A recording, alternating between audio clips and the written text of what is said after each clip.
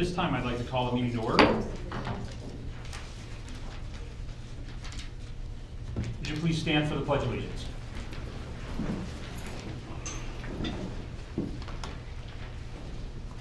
I pledge allegiance to the flag of the United States of America and to the republic for which it stands, one nation, under God, indivisible, with liberty and justice for all.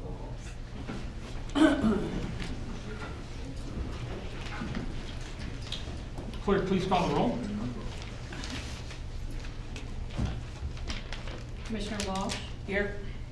Commissioner Doherty? Here. Commissioner Strack? Yes. Commissioner Miller? Here. Commissioner Meyer? Here. Commissioner Sabota? Here. Commissioner Thacker? Here. Thank you, Tim. At this time, I'd like to open the public input of the meeting. The public portion that we're talking about at this time would be anyone who would like to speak in regards to a non-agenda item. So we have 3 items on the docket tonight to review. There will be a public portion for each one of those items that are here before us tonight. So you'll have an opportunity to speak if it's an agenda item. If you're here tonight to speak about a non-agenda item, please step to the podium.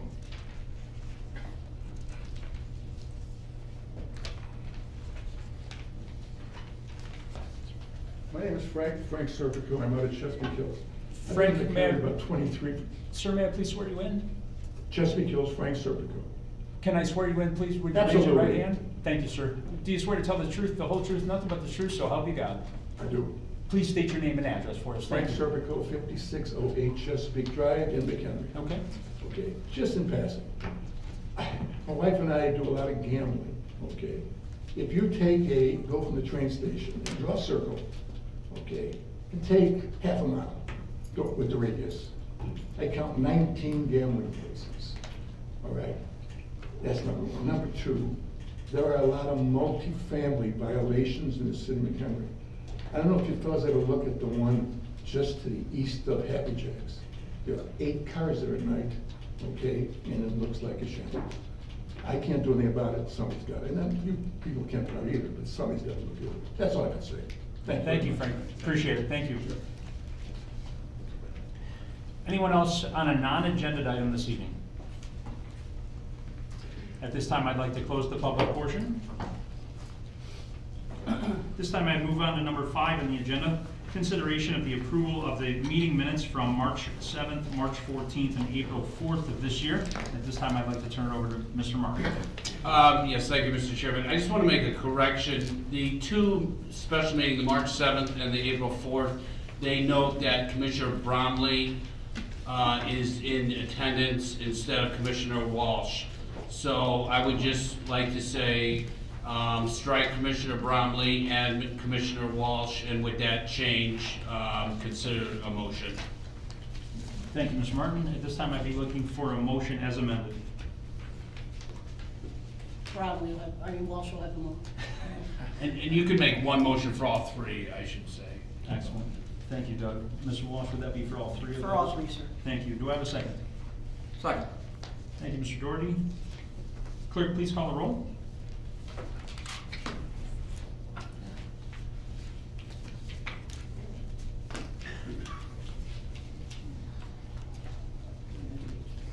This is for the March 7th minutes.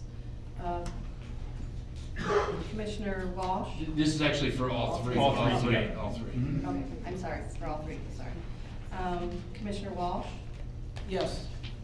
Commissioner Doherty? Yes. Commissioner Strack? Yes. Commissioner Miller? Abstain. Commissioner Meyer? Yes. Commissioner Sabota? Yes, but I have to abstain on the 14th.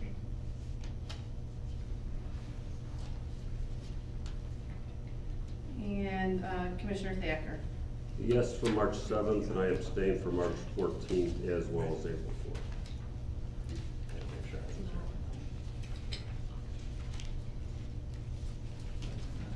It's okay. Thank If it you. was anything other than minutes, we'd get hung up on that, but I think we got it straight. Thank you. At this time, I'd like to open file Z927. The applicant is Mike Dumel, Jetco Investments LLC. 11624 Barbary Lane in Huntley, Illinois, 60142. The requested action is a conditional use permit for an expanded site plan review in accordance with the downtown overlay district to allow a restaurant, bar, outdoor seating with alcohol and food service, live music and entertainment. The location of the subject property is 1260 Green Street on the corner of Green Street and Elm Street. Okay.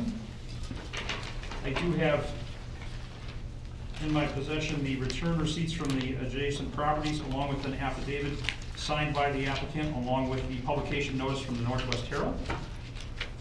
Thank you, Doug. Gentlemen, please raise your right hand. Do you swear to tell the truth, the whole truth, nothing but the truth, so help you God? Yes. Please state your name and addresses for the record. Charles Bennett, CBJ Architects, 3521 Wintergreen in Algonquin. Thank you. Mike Kamali, 11624 Barbary Lane, Huntley, Illinois. Joel Lopez, A17 Melrose Court, McHenry, Illinois. Great, thank you. Tell us why you're here tonight. We're here to get a permit to be able to serve alcohol and food and some live entertainment outside the resident, or outside the restaurant that we're proposing, Jexel, on the corner of 1260 North Green. Is that correct? Yeah. Excellent, thank you so much. At this time, I'd like to turn it over to staff for his report.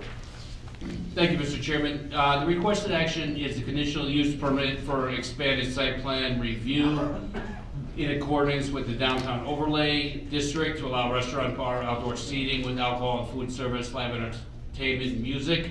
The property has been home to numerous uses in the past. The building was ultimately destroyed by fire. The applicant would like to construct approximately 4,700 square foot restaurant with a bar, outdoor seating, and alcohol and food service, and as I said, live music, entertainment.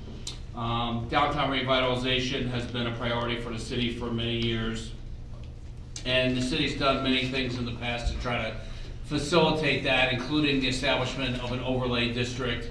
And there's two processes we have, an administrative review and an expanded site plan review. The administrative review is kind of a staff review, and the expanded review is a conditional use permit or a public hearing process is what they're going through today. And that is conditioned upon the applicant doing something in conformance with the downtown plan, the design guidelines, the use being compatible with the adjacent properties, etc. There's a bunch of criteria listed in the zoning ordinance. And the property zone C4, so it's 0 lot line. And the part of the zoning ordinance that they don't comply with exactly is the outdoor seating. Now, you're allowed to have outdoor seating, but they want to have some entertainment and service of food and alcohol outside in conjunction with their restaurant. So this is typical in a downtown area. They have a very well-designed building, very well-designed outdoor area adjacent to their building, be on the west side, on the south side. And the use is consistent with the city's core downtown sub-area plan and the goals for downtown revitalization. The applicant will also is doing major facade enhancements. The building is very consistent with that of a downtown. It's very architecturally pleasing with an old downtown neighborhood type feel, so they've done a really good, compliment the architect, very good job designing the space. It's an infill project, and I think it'll fit well with the downtown. So at this time, staff would recommend approval of the conditional use permit for an expanded site plan review in accordance with the downtown overlay to allow the restaurant, bar, outdoor seating with alcohol and food service with live music and entertainment to develop on the subject property in substantial conformance with the site plan submitted subject. And I've listed several conditions. The one I'll point out is that it's pretty consistent with what we've done with other restaurants downtown, and that's limit the outside entertainment to 10 p.m. Monday through Thursday and 11 p.m. Friday through Sunday, and that's pretty consistent with the other restaurants downtown, just to be respectful because there are residents downtown. The outside seating will be enclosed, not totally enclosed, but just kind of give an enclosure of the space so people are aware that they are outside. They just can't go wander with alcohol and stuff like that. So at this time, I'd be happy to answer any questions you may have. Thank you, Doug, I appreciate that. At this time, I'd like to turn the questions over to the commissioners. Entertainment, what do you plan on? I think a similar example would be like what you hear at the Village Square. Mostly like it's guitar good player. guitar player. We're not doing anything with many piece bands. We also will have it volume controlled via a sound system.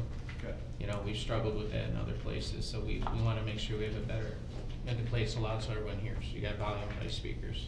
All right, so you're talking 1, 2 people? Yeah, 1 or 2 people, and then, you know, if there's anything like for a holiday, say New Year's or Sure. something, we'll pull a permit or whatever.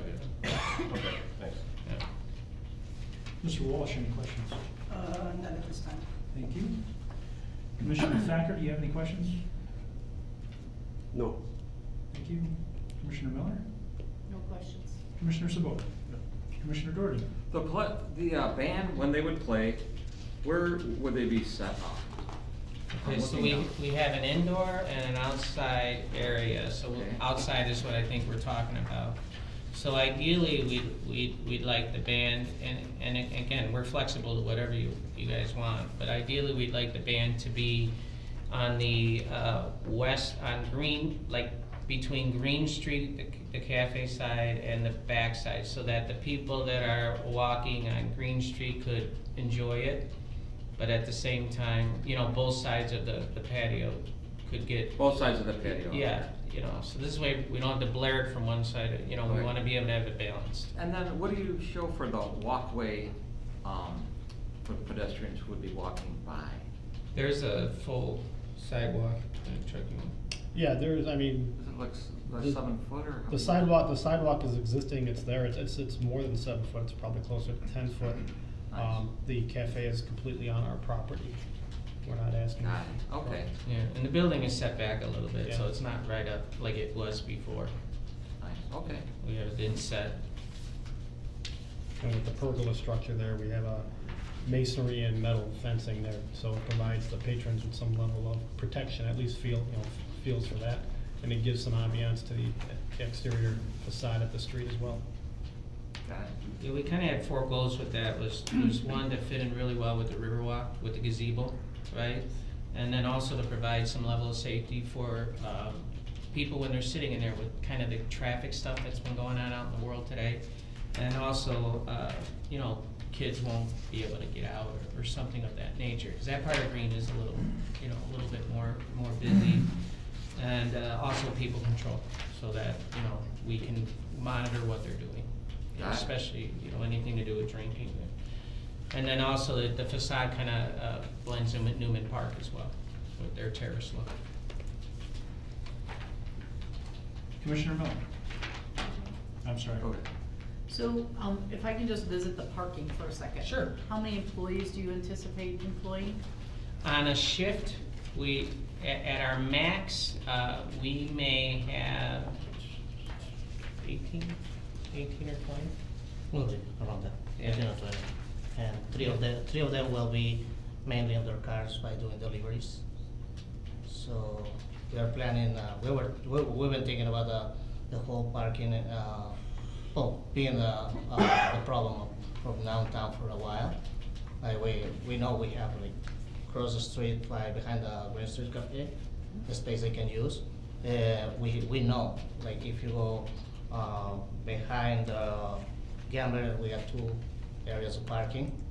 And also now after theater build up is more space, so we are, I think we got a decent relationship with the buildings right next to it.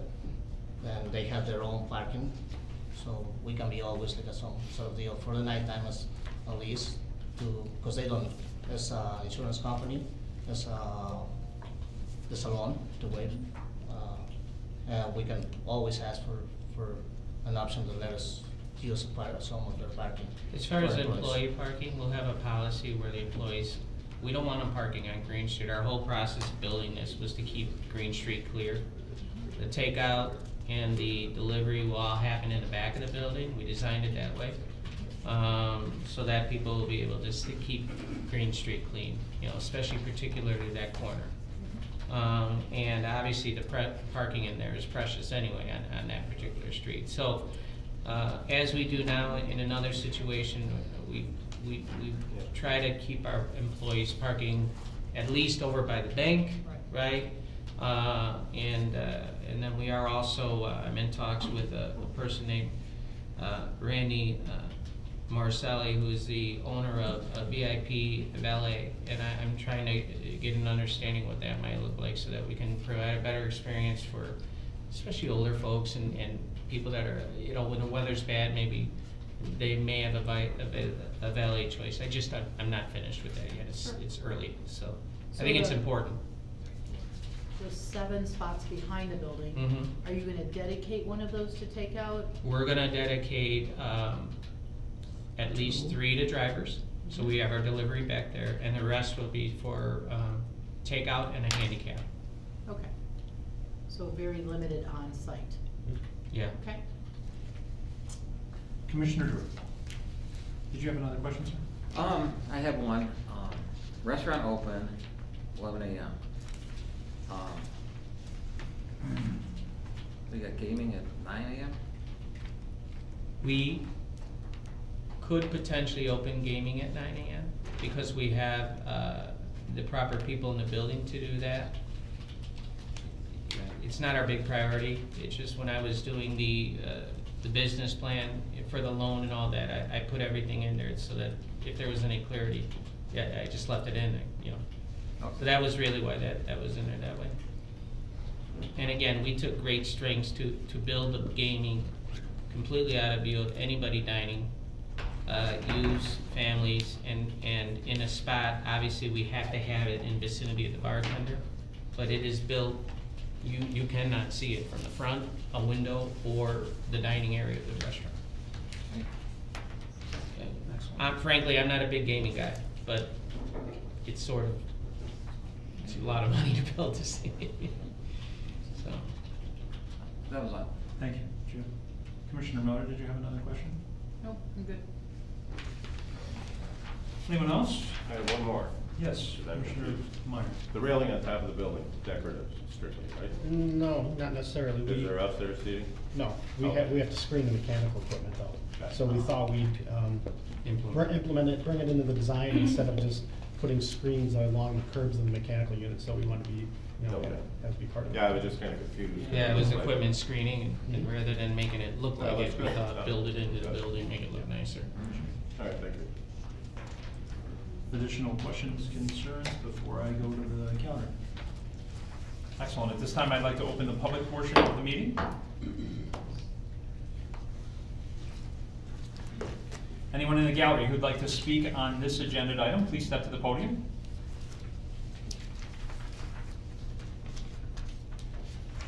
Seeing no movement, I will close the public portion of the meeting. Turn it back over to questions from the commissioners. I have one. I noticed Mr. Doherty was flipping through the menu.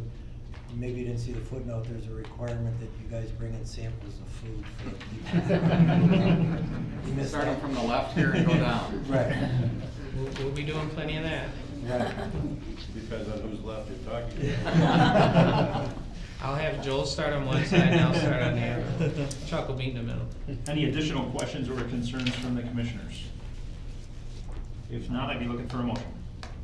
I will make a motion for approval of the conditional use permit for an expanded site plan review in accordance with the downtown overlay district to allow a restaurant, bar, outdoor seating with alcohol and food service, live music and entertainment to develop on the subject property in substantial conformance with the site plan submitted subject to the following conditions, conditions 1 through 6. Staff finds the application is in conformance with the purpose and intent, goals, and criteria for review in the DOD ordinance. Thank you, Mr. Meyer. Do I have a second? Second. Thank you, Ms. Miller. Additional questions or concerns before we call roll? Clerk, please call the roll.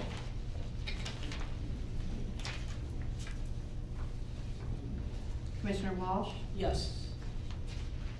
Commissioner Doherty? Yes. Commissioner Strack? Yes. Commissioner Miller? Yes. Commissioner Meyer? Yes. Commissioner Sabota? Yes. Commissioner Thacker? Yes. Good luck. Excellent, thank you. Well, thank Doug will be you in very touch. much. Thank you. Thank you. At this time, I'd like to close file Z927.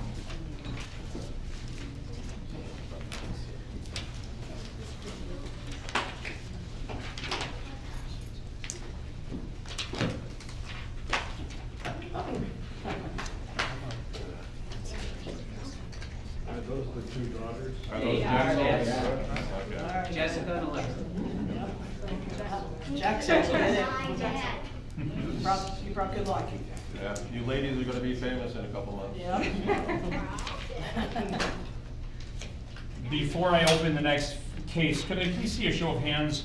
And who's here for the public hearing for the property located at Ringwood Road and Route 120? And the remaining portion of the audience, are you here for the property at South 31 in Dayton? Okay. It is a wash, sir, thank you.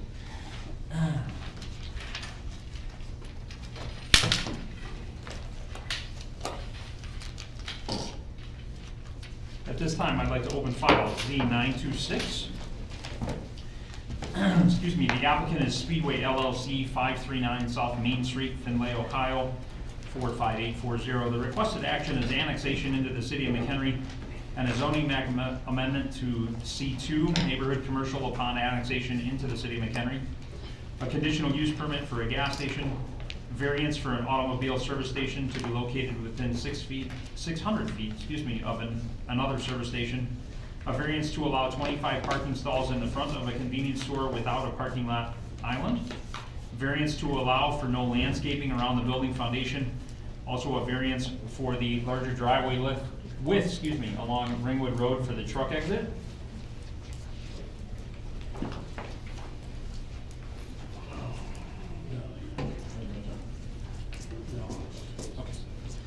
The location of the subject property is the northwest corner of Route 120 and Ringwood Road, about 3 acres of the northern half of the parcel.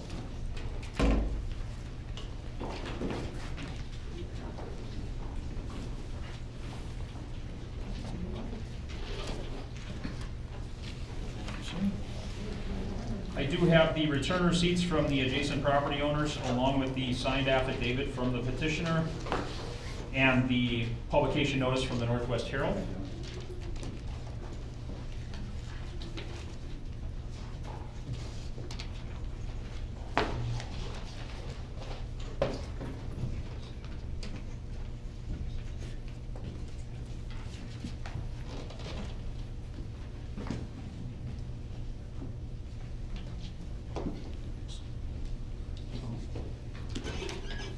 Just to correct my location of the subject property, it is located on the northwest corner of Illinois Route 120 and Ringwood Road, excluding about 3 acres of the northern half of the parcel. Are we settled, gentlemen? We are. Excellent. If you're not an attorney and need to be sworn in, please raise your right hand. You swear to tell the truth, the whole truth, nothing but the truth, so help you God. I do. Please state your names and addresses for the record. My name is Chris Kulishevsky from WT Group. We're the site architects and engineers for this project. My name is Frank Petrich from WT Group. Our address is 2675 Pradham Avenue, Hoffman Estates, Illinois. And I'm Robert Schroeder with Speedway, and our address is 8200 185th Street in Tinley Park, Illinois. Great, thank you so much. Gentlemen, tell us why you're here tonight. We're here this evening to present a project on the corner of Illinois 120 and Ringwood. And if it's all right, if I could just walk up there and make some presentation.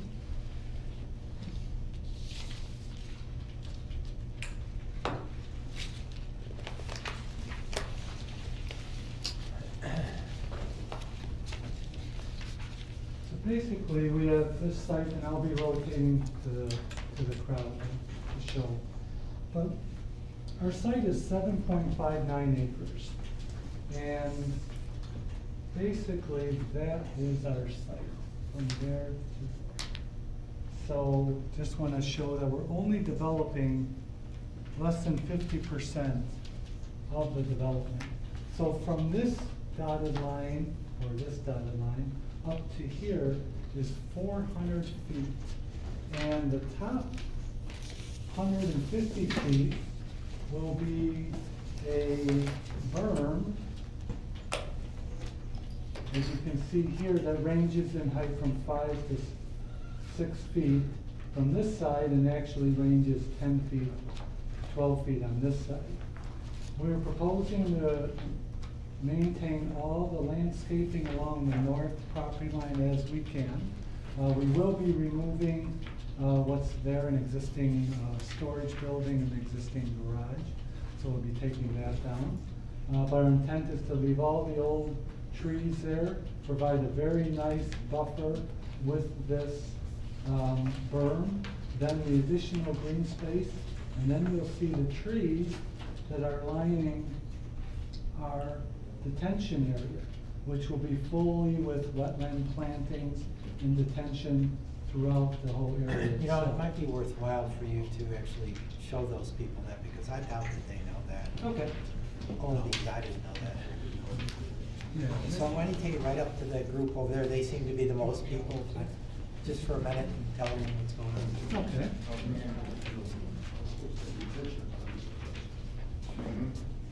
You know, this is our development from here all the way up to here. And what we're developing is just the front half of the site. The back half of the site, where the storage building is and where the garage are, those will be going down, but the old trees will remain. And we'll be putting in a nice 5 to 6 foot high berm from the north side, and again 10 to 12 from the south side. And this will be all grass, and then our trees start along our detention area, then our detention area, and then our development. And so we have a lot of buffers going all the way through that development. Thank you. What we also want to emphasize is that we are asking for some variances that we'll get into in a little bit more detail, but really from a setback standpoint, we're not asking for any variances. From an FRA, a floor area ratio, FAR ratio, we are actually 1/70th the density allowed. I.e., technically, we could be proposing something 70 times more dense than what we're proposing. So what we're trying to state here is we have developed a lot of speedway facilities adjacent to residences and even across from schools. The most recent one was in Belvedere. We have a very good working relationship with Belvedere. They've actually asked us to put a crosswalk in it, and it's working out very nice from that perspective. But as you can see, this whole site is going to be highly landscaped. The variances that we're asking for is no foundation landscaping. I'll explain why we're asking for that, and to get a variance for the one island that would have to be landscaping. And what we want to emphasize is that for every variance that we're asking for, we know that we need to give up something, or at least show that we're trying to meet the intent of the code. So any landscaping that was required for the foundation landscaping hasn't been eliminated, we've just relocated. So it's along this side here, and it's along here. It's on the side here, and it's on this side here. So what we've done is on the foundation landscape part, we have actually, because the function of our building is mandating, in a retail environment where people park and walk directly into the building, they do the straight beeline. And if you've got landscaping in there, you know what you're going to get. Because the code, your code actually said we should have 10 feet of landscaping in front of this building. We were just going to have rabbit trails through all that landscaping. So we're not asking not to do the landscaping, we're just asking to relocate it on the site. And so that's what we're doing here. We have a seating area on the side here, an outdoor cafe, so we're defining that with the landscaping. That would have been along the side of this building. We're providing a little buffer between the building and the trash enclosure, so we're taking that landscaping that would be here and putting it there. The landscaping that was in the back, we're distributing here and here, and then finally the landscape in the front, we're putting in this area here. Technically, per your code, we would, because our building's 90 feet long, we would have to have 3 trees in front of our building. And again, that, just from a pragmatic standpoint of having a tree between the gasoline pumps and the customers would be very arduous. And so that is the unique situation. You have 7 bullet points that you require for a proof of variance.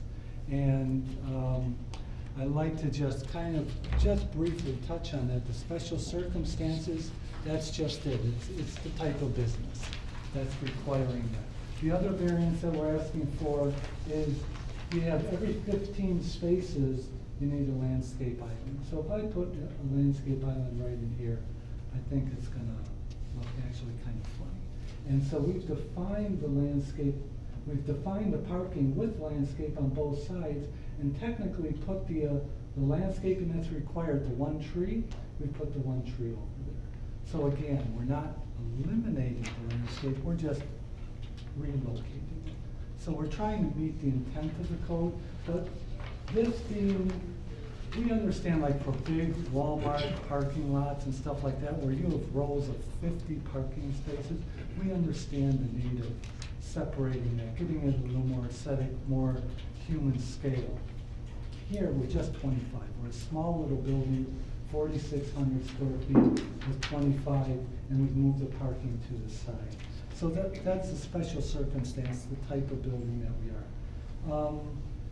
The circumstance relate to the property only, it relates in the sense of the function of the business itself.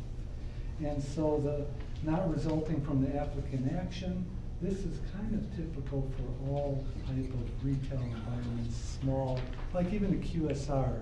You don't see the McDonald's with 10 feet of landscaping and 3 trees in front and then the parking. It's right at the building. It's just for the convenience of the customer. Unnecessary hardship. The hardship is, as you can see, yes, we have room to do it, but to have the 10 feet and have our customers walk through the dirt because you know they're gonna make the straight line is a hardship. We preserve the rights conferred by the district. I think that's really, you can really, if you're allowing us to do this, you can see we're taking the efforts and we're putting the landscape, quite frankly, in a more aesthetically pleasing space on both sides of the building and defining the building in a better way. And so that's point 5. And point 6 and 7, necessary for the use of the property, just again, function of the use, the way people will walk into the store and treat it. Will not alter the local character. I mean, that, whether there's a landscape island in here or landscape in the front here versus what we're proposing, I don't think it affects the whole character. But our overall development, as when we get into it, we'll see is high quality materials, very well thought out landscaping, and very well thought out access points. And then consistent with the ordinance and plan, we are C2 zoning. It's a conditional use, a gas station business.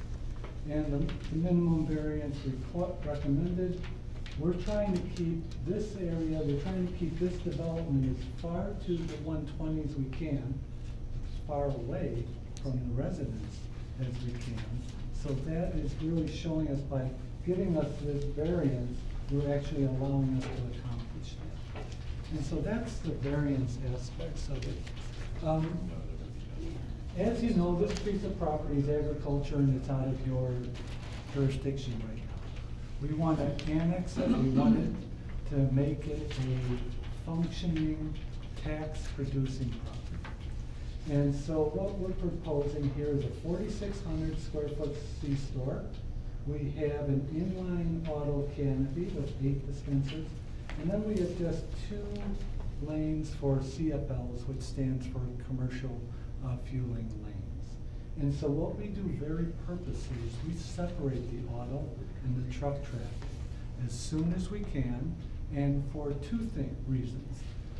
What makes a retail petroleum site successful is, one, convenience, and two, perceived and actual safety. And so we want to make this easy to get in and out for our customers and easy for them on site to feel safe. So this is an entry point on 120 here. Auto customers will pull in here. They are able to pull out if they wish, but the majority will come back down here. This is the most important part. Truck access to the site is only off of Route 120.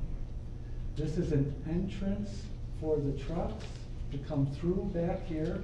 They'll make a right-hand turn lane, and they'll be focused on the CFL lanes. Again, it's only a 2-lane CFL lane.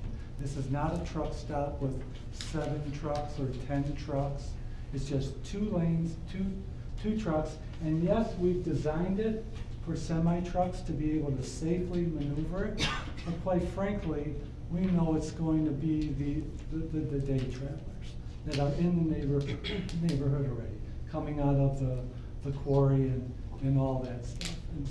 And it's the landscape trucks with their trailers and that. So it's that day type use. There is no truck amenities being offered here. There's no showers, there's not a full service sit down restaurant, there's not a trucking desk, etc. There's no parking, overnight parking to be allowed at all in here. So this is not a truck stop, it is a gas station. But we are making it available for those who use diesel. And we separate those from the auto. Now, you'll notice this angle. We could easily made the site plan face this way, perpendicular to Ringwood. We purposely made it parallel to 120 so that the trucks are already forced and going down right, because we know the majority of our customers are coming off of 120. Just from our traffic study, you've seen it in the traffic study, it said where the trucks are coming from.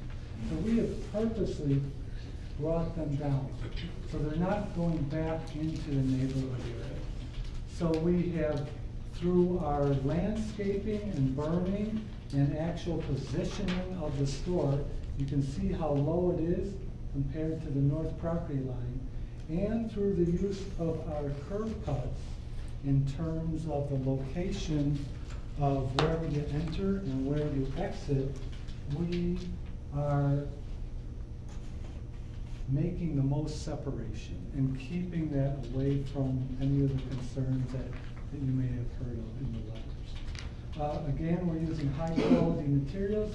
This is the detention area right here. We are required by code that the current runoff that is occurring right now, the rain that hits in the middle of this field and runs off the property, we are, right now it's just running it off. And then everything's coming down into this corner. This is about 777 and this is 800. So you're about 23 feet of height difference from our southeast to our northwest corner. Every drop of rain on that is being soaked in or being run off. We are required to have, through all our storms, we cannot flow onto IDOT's roads. We will be going into catch basins. The catch basins have these petroleum filters in them. Then from the catch basin, it goes to an aqua swirl, which again separates any particulate matter in there. And then finally it will go into the detention pond that will have the wetland plantings. And so we have like a 3-tier system, and then we'll be released at a rate slower than what is currently doing today. In addition to that, we have 20 additional acres of land that's flowing onto our property that we are also allowing it, we're still receiving that water and bringing it through this detention pond. So this detention pond is not only sized for our development, but that additional water that's currently coming onto the property today. So we're looking at it from an overall benefit from that standpoint as well. Just a couple of more details, and then I'll open for questions. We have yard lights are all LED lights. LED stands for light emitting diode, and what it is, it's a different type of light than your fluorescent light. You use gas here to make this light. And the light emitting diode is basically a small mini computer drill, and you can really control the optics. So I'm sure you're all aware of the old gas stations that had the Scottsdale lenses that stuck below the canopy and glared, and you could see them for a mile. These are all up in the canopy or all in the housing fixture for the light bulb, all flush, and they're all forward directed. So that's the nice thing about LED. You can direct those to within a 2-foot square foot area. So that's why, like, the faces of the dispensers are illuminated. Because this isn't a parking lot out here. This is a task-oriented environment. And so we light the face of those dispensers so that people see where they need to drive, but also the buttons to push in that. So the light is very well controlled. And again, we're down here at 777, you know, we're up here at 800. We've got a 5 to 6 foot burn from that side, actually a 10 to 12 on our side because the way the land comes down. So we have a very huge separation between the two. Just very quickly, we want to show that this is a full masonry bearing building. Every single wall is masonry bearing. It is not a wood stud building. It is a statement of the commitment of Speedway to their community. They are very big in charitable events. They are one of the main leading providers for the Children's Miracle Network. In fact, the Laurie Hospital downtown is named an area for Speedway because of all that they produce. So all the money that's raised in the stores in this area stays in this area and goes to charity of that event. And that's reflected in the building materials, full masonry, architectural style shingles. You can see the earth tone canopy, so really made to blend in and really, to be quite frankly, a very nice design. So with that, we're available for questions. The other variances, I believe, were pretty much straightforward. Across the street is an old gas station, which if it's not operating, we're not asking for it. And the other thing is just this width right here to allow the trucks to, so that they don't pull out onto oncoming traffic. So that's why we want to give them that radius. And thank you for your time. Great, thank you so much. Staff, please give us your report. Thank you, Mr. Chairman. So the requested actions, this evening are annexation. The city council will really take up that question, but the zoning map amendment to C2 is one that the commission will consider.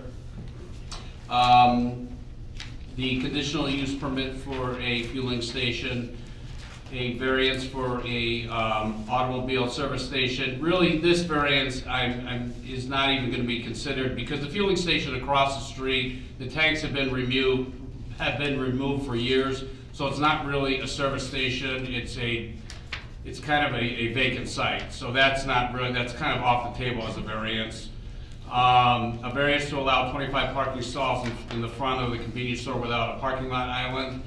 A variance to allow for no landscaping around the building foundation, and a variance for a larger driveway width along Ringwood Road for the truck exit.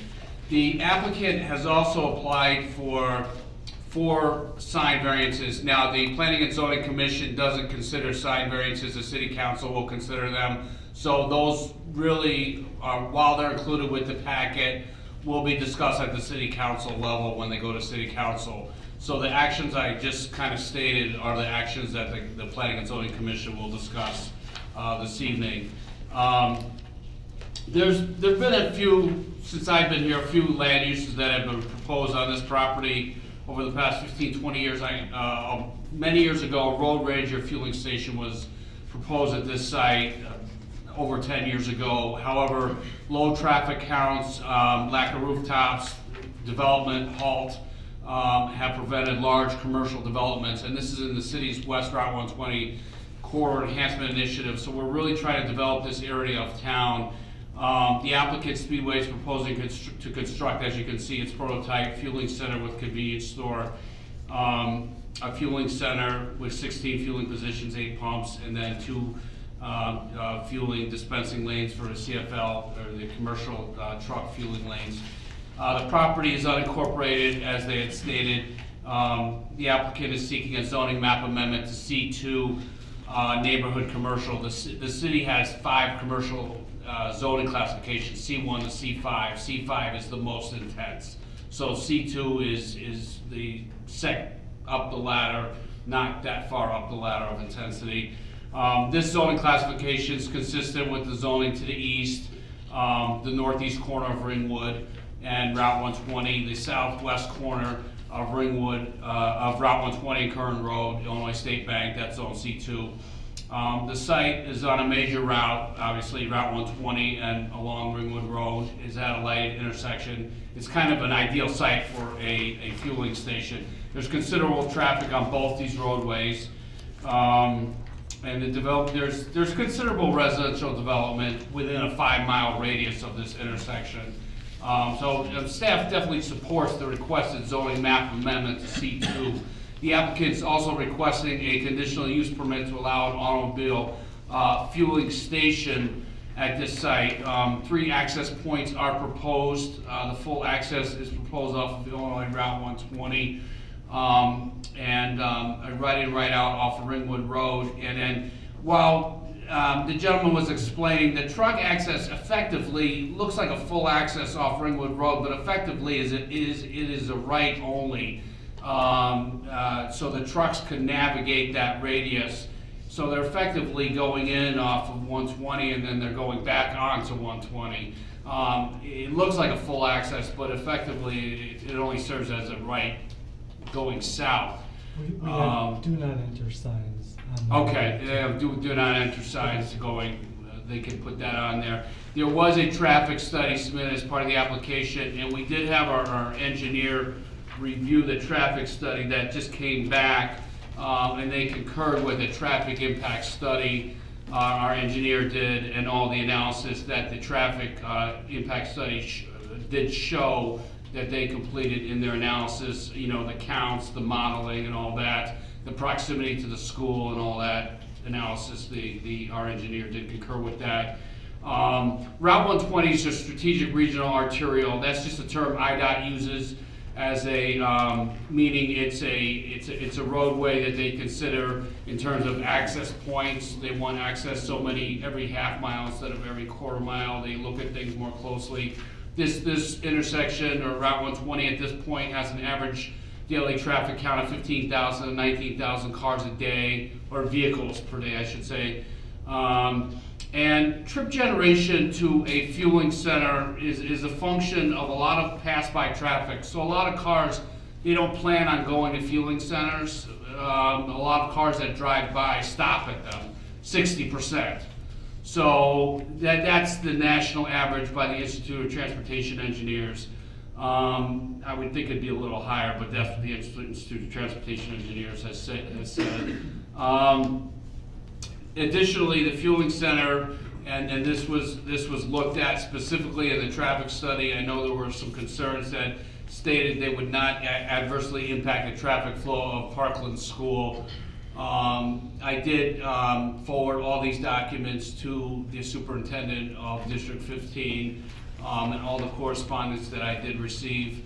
And they looked at the beginning time and dismissal time, so I did take that into consideration. An eastbound left turn lane is being required on Route 120 and can be accommodated with the existing right-of-way, within the existing right-of-way on Route 120, and is being shown by the applicant as well.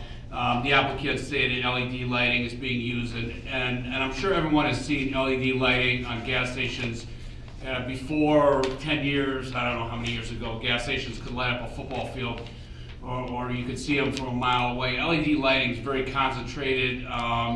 There's 400 feet of distance between where this site sits and the property to the north. This property is essentially bisected, and I think there could be something built north of this property, essentially if Speedway wanted have something built to the north, or they wanted to sell it to somebody, that could happen. That's how much property is left over.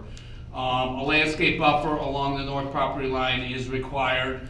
That's partially being completed on directly north of the fueling center. It's also being completed by the berm. So that has to be 15 feet of space as well as 5 feet of height. So they're accomplishing that with a berm and pure space. And that will be looked at by, the city has a forester. We look at all landscape plans, the forester does, when they're submitted, if this goes forward and through permitting and stuff like that. As they stated, there'd be no overnight parking of commercial trucks or any type of truck stop amenities. Even though this is technically considered a truck stop, it is not your truck stop you would see off a highway. Sidewalks are required along Route 120 and along Ringwood Road by the city's ordinance. So that's something that the applicant, that we pointed out to the applicant. As far as the variances go, again, the spacing of the service stations, the one across the street, I'm not considering a service station just because it's really not. It doesn't have tanks to the ground, it's not functioning as one. The variance for the driveway along Ringwood Road, don't have a problem with. They have to accommodate the width for the trucks, and that they need the space to do. The variance for the parking stalls, we require one parking on landscape island per 15 spaces, and they're requesting a variance not to do that. While I understand the applicant's request and their sentiment, I don't believe that they have met the criteria for that variance.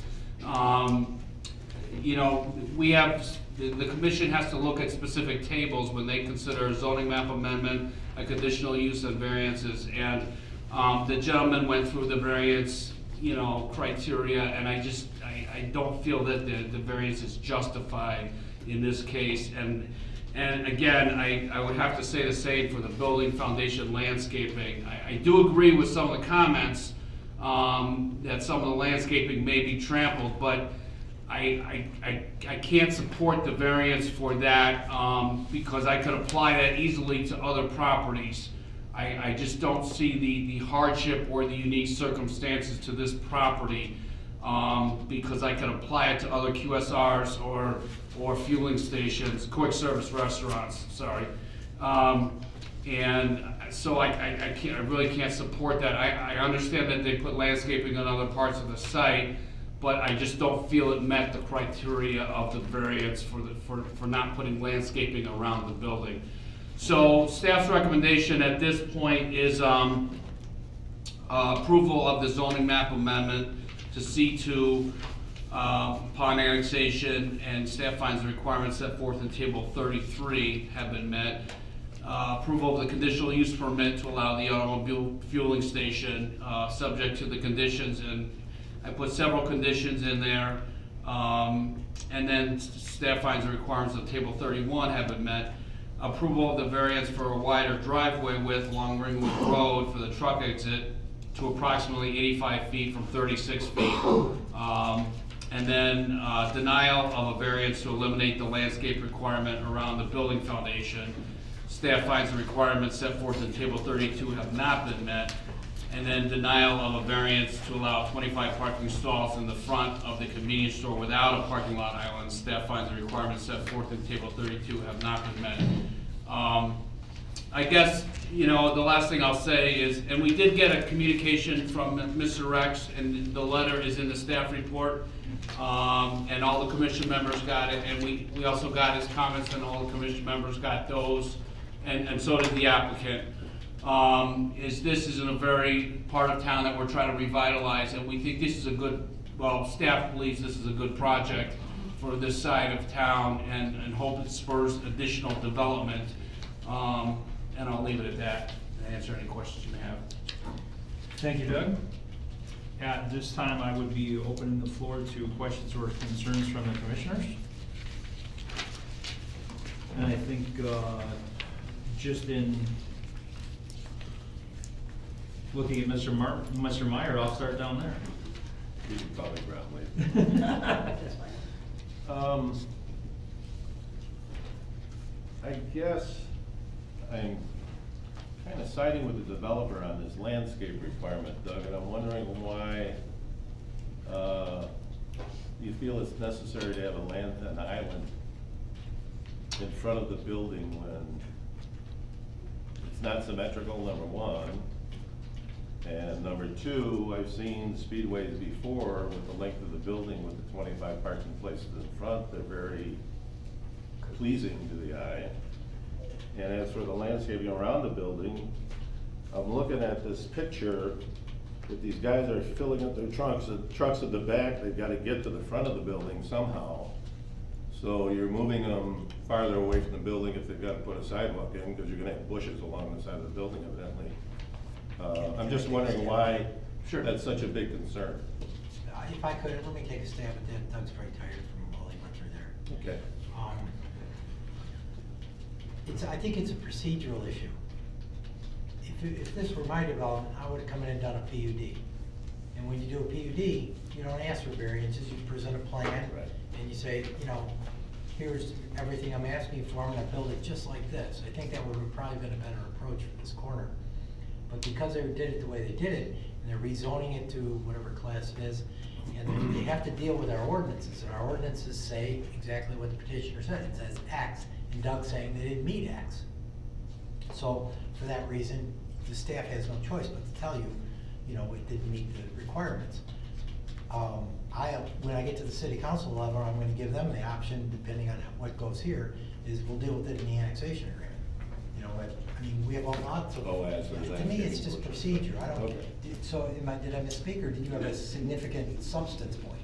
No, I absolutely have no problem with their logic or anything. It's simply, I look at the criteria and put it this way, I could go down the road and look at another property and apply the same circumstance. Right. Okay, no, I understand it now. He's more technical than anything. So there's flexibility in that?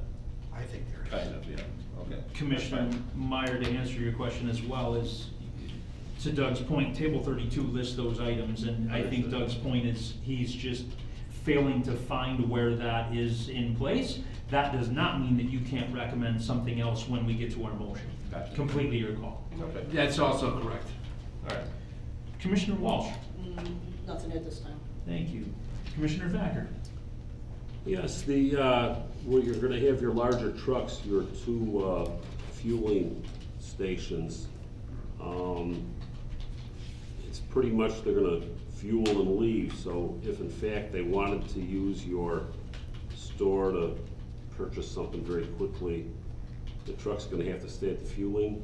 No, what we do is this black line is very purposely set apart from the distance, and what we try to do on all our speedway sites is that we have room for the truck that's fueling, a truck that's behind, so there's no mixing up there, and that the truck can pull forward.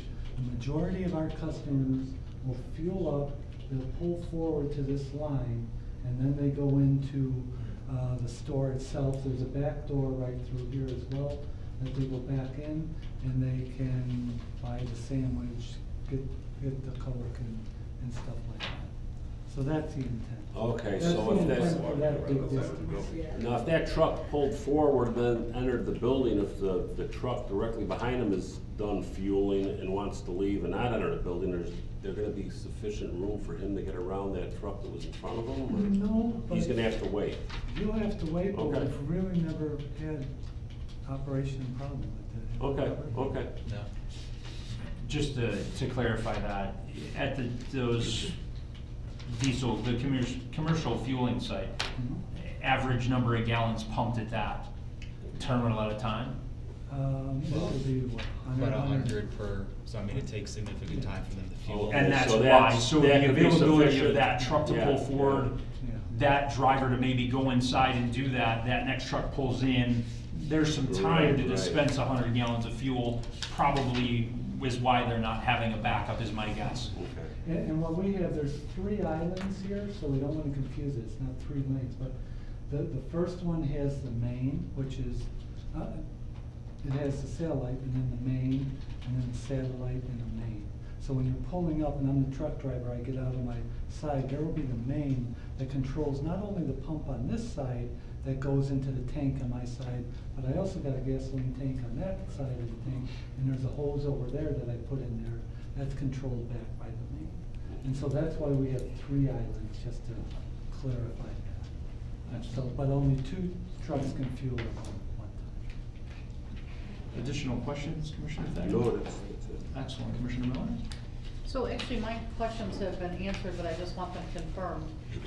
It sounded like I heard that perimeter lighting that's on the back side of the asphalt before the detention pond, that would be approximately, or the closest to the residences or the north boundary line, about 400 feet? No, actually, it would be a little bit more, probably closer to, this one's about 500, this one might be like 480.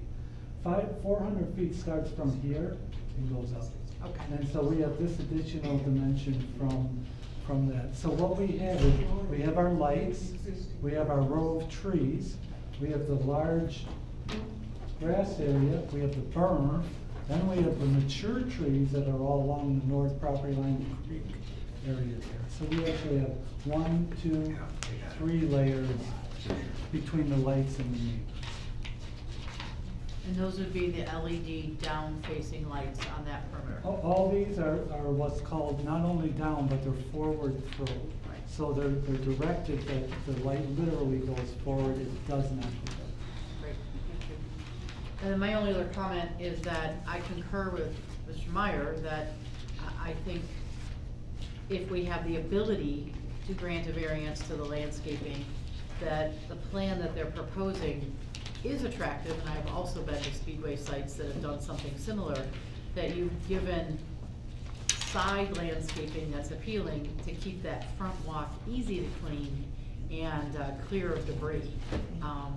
So I think if there's a way for us to work on that variance, I would like to see that, as well as the elimination of the island.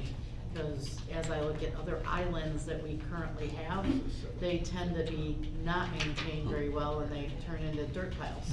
And I think if we have the ability to grant or look at a variance there, I would prefer that versus a nasty island mess that we currently have in other locations. And that's all I have. Thank you. Excellent. Thank you, Commissioner Miller. Commissioner Sabota? I have a question about employees. How many employees will work at a shift? Basically 5, right? Yeah, there's about 5. I think in total they could have between 35 and 40 employees. Is there at the employee store. parking anywhere on site? Well, they try to have the employees park at the furthest point of the store entrance, so they'll park on the sides. Sometimes if we have the ability to wrap it with parking, we'll have them park on the back side of it, but with the commercial fueling, we can't do that, so they'll just park furthest from the entrance so the customers have the least amount of distance in. And for trucks coming in to load your supply tanks underground, where are they located? And He would be coming again from the same entrance as the trucks are. Here are the tanks right here underground. So when he pulls in, they always load from the passenger side. So he's coming in and his nose is facing this way. And so quite frankly, they do it because that way the truck protects him while he's fueling. If another truck comes around, there's no problem. So he'll be sitting right here. that's all I have. Thank you for your detailed explanation. It was very easy to walk through that. Thank you. Thank you, Commissioner Sabota. Commissioner Doherty? Okay, is there any additional lanes, like, Ringwood Road, is there anything that's just stays the same? Is there any sort of, There will be additional lane, and it's unfortunately not shown. Within the existing right of way, so we don't have to widen the road, but there's striping right now. We're going to stripe a lane, a left-hand turn lane, designated for a left-hand turn. So that will be modified on 120. On North Ringwood, it was determined via the volumes and the way that we're directing the traffic, and with the granting of the variance of this wider driveway, we would not have to modify Ringwood with the granting of the right, variance. where it widens up then? Okay, you said you maintain the berm area. What type of maintenance do you do on that? Well, with that, we'll be working with the city forester to determine what type of plantings and that, and then it will just become part of our regular maintenance for all the landscaping from down here all the way to the top. So it'll be a regular maintenance, whether, you know, depending if this is majority sod, it'll be cut, you know, or if it's gonna be native plantings, if we have to do the 1 in 3 year clearing and stuff like that. Okay. I agree with Commissioner Meyer and Miller on the variance, because I've gone to the Speedway, I just went to the one in, it was Lake Barrington. Okay. Where it's very close, the parking is very close to the door, and there is none of that, you know, cutting through and going around the plant beds and all that type of thing. I think that's a good thing. That's it. Excellent. Thank you, Commissioner Doherty. Can I verify one more thing? Yeah, absolutely, Commissioner Murray. A couple of these elevations, I just want you to verify my figures, because I'm old and I make mistakes. On your detention area, I've got a 13-foot drop in that. From height, from top to bottom, about 13 feet deep. Yeah. And then going back to 400 feet to where you're going near Chesapeake, you've got a 17-foot rise on that, starting from Ringwood Road as it goes up to the back. Correct. I figure that's right. Okay. Yeah. I just want to make sure. Yeah, right now, from corner to corner, if you take the actual extreme, there's 23. 23. Yeah. Okay. All right, thanks. And that's what it is today. Just the right amount. All right. Additional questions or concerns? Commissioner Meyer? No? So in conversation, Mr. Martin had said the 3 acres to the north at some point could be sold off or separated. Is that a future plan, or you intend to retain the entire site? At the moment, we don't have plans to sell it. When we acquire this property, the economics only are just for the entire 7+ acres. In the future, could it be sold? Absolutely, but I don't know. Right now, we don't have the intent to market it immediately. So your intent is to complete the project as presented and maintain it? Yep. Thank you, Commissioner Miller. Additional questions or concerns before I open it to the public? Excellent. At this time, I'd like to open the public portion of the meeting.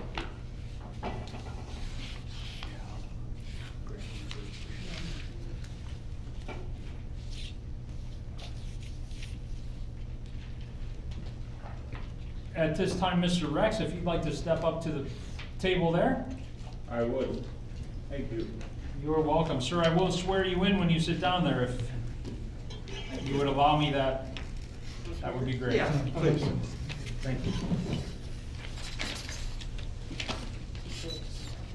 Great, thank you. Yes, sir.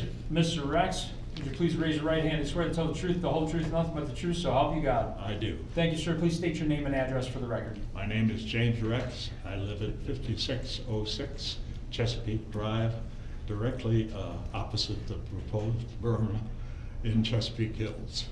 Great. And I You can thank have a seat there if you want. Mr. Meyer for mentioning Chesapeake for the first time tonight. I really appreciate the fact that the name came out for once. Thank you. You're welcome. Okay. That's fantastic. Thank you.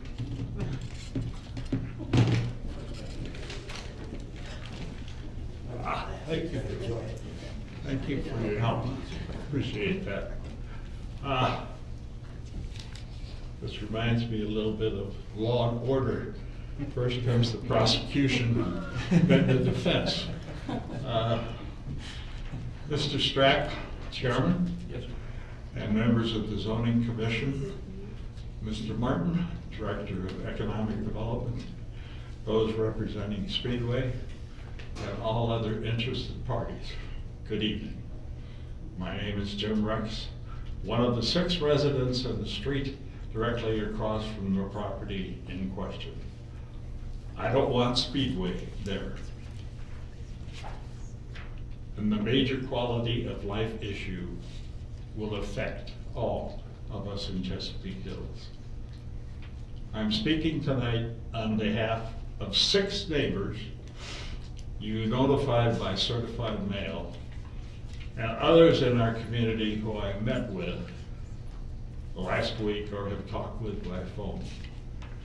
Because the timing of the hearing and the hastiness with which it is occurring, many in Chesapeake Hills are absent tonight, still spending the colder months where it does not snow, I believe. From our kitchen, dining area, and patio, my wife and I can see the parcel on which the proposed development would be made. We're concerned about increases in noise, nighttime lighting, which though explained as to pointing downward and not illuminating the sky, nighttime lighting, and the traffic congestion, a 24-hour a day, 365 days a year Speedway station would create.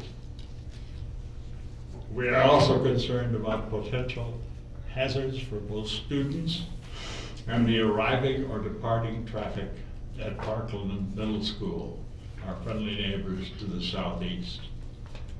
Since the sale is contingent upon a change in zoning, we urge you not to recommend the property be zoned or annexed. Instead, make Steve Speedway look eastward on Elm Street from the site they seem to covet, to the farmland diagonally across the street, or purchase and remove some of the urban blight that already pervades McHenry. Improve McHenry by building a smaller speedway where it will do us the most good.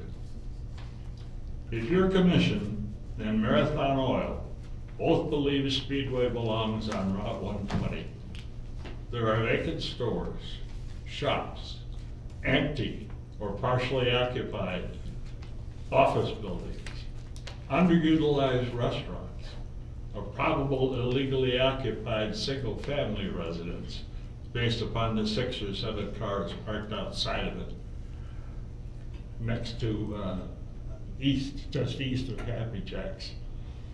And closer to home, what you referred to as the vacant gas station, I call it the vacant, dilapidated, and ugly gas station on the northeast corner of Ringwood and Route 120.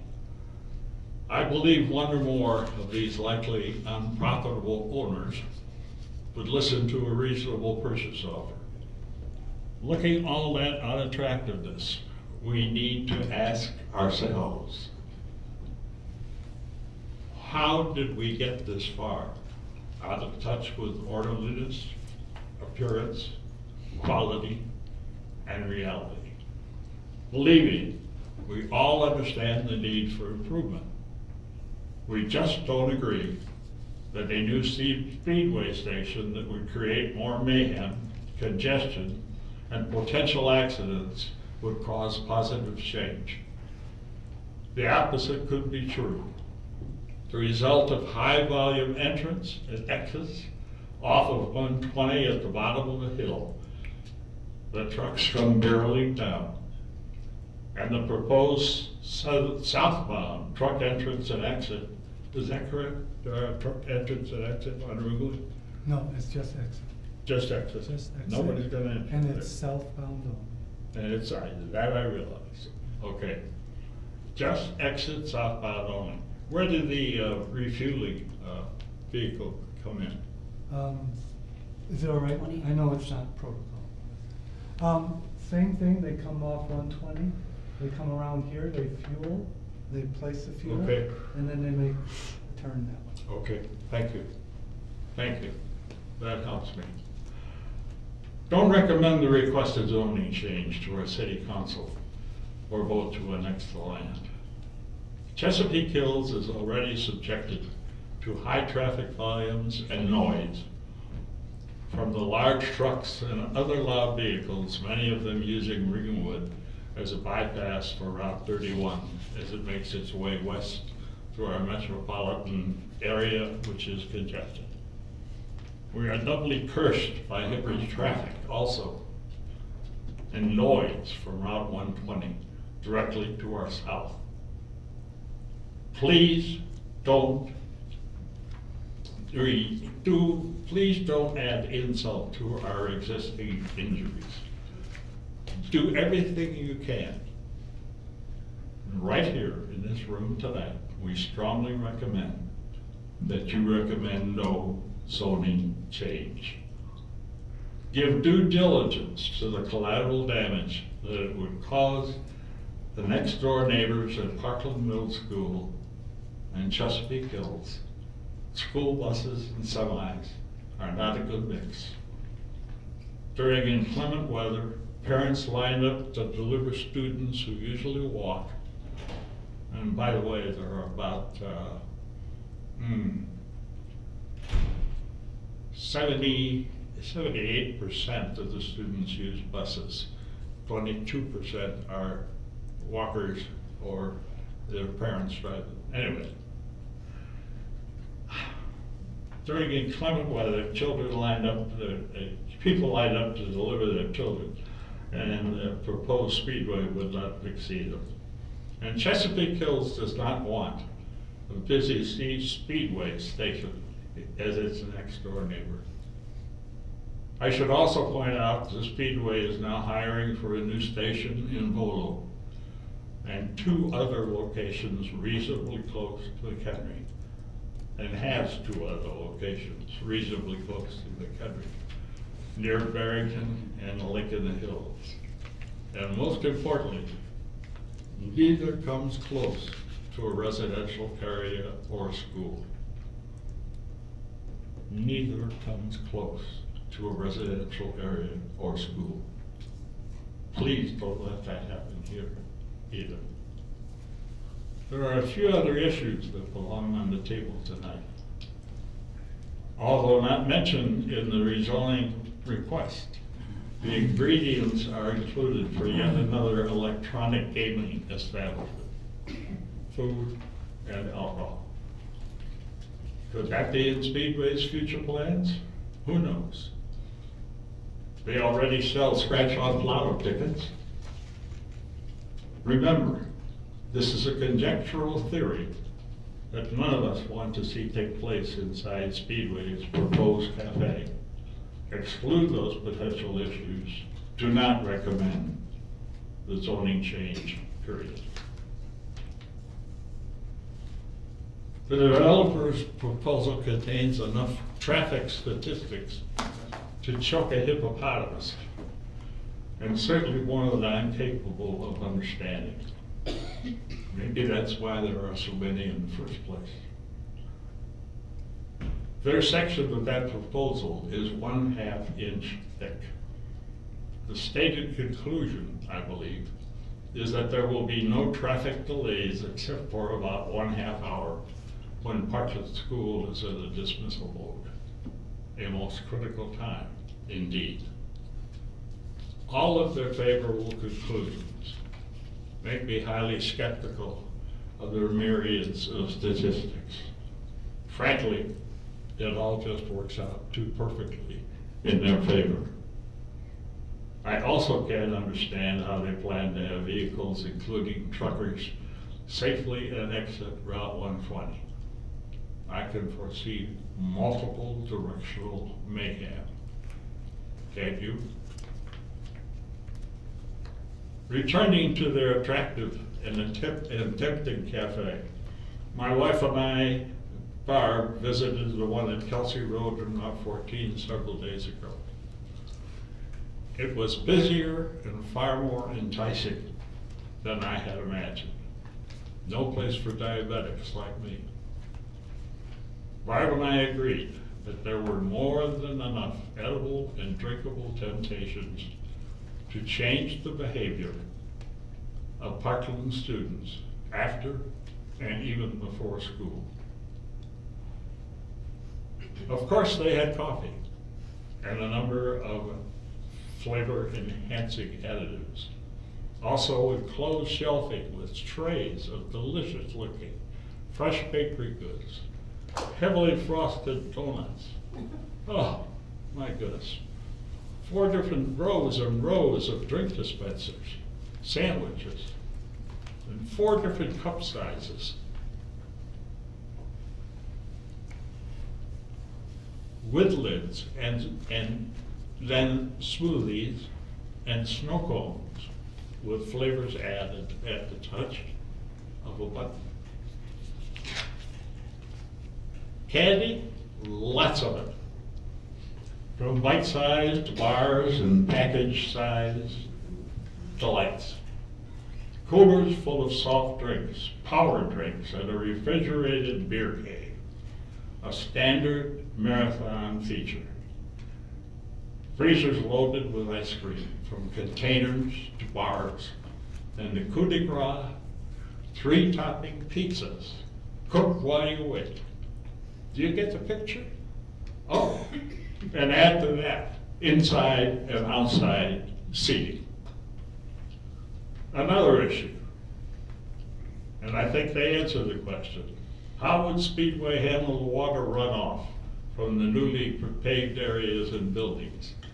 The Platte slopes south. The retention basin is shown at the opposite end of the proposed site.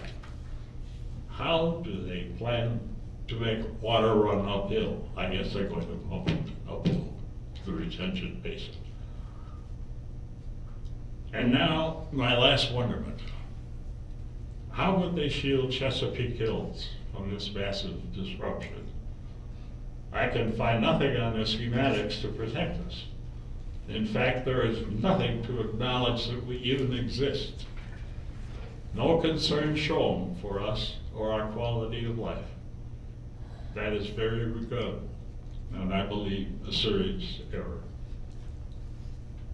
I cannot stop without mentioning that while Chesapeake Hills would watch all this mayhem and disruption take place, their property values would further decline. We invested here expecting its ambience to continue. Recently, a home which was purchased for $275,000 several years ago sold for only $199,000, a loss of 28%, or $76,000. Please consider the additional damage a semi-truck oriented speedway would do to apparently insignificant Chesapeake Hills. I have presented a summary that I and my nearby neighbors see. I recommend not to allow the proposed rezoning. It is harmful to all nearby parties and to 2 existing highly traveled roads, Ringwood and Route 120. Frankly, what they are proposing simply does not belong there. Have mercy on us. If you wouldn't want the speedway next to your homes, please don't agree to place it next to ours. Thank you for your time and your courteous attention. Thank you, Mr. Rex. You're welcome.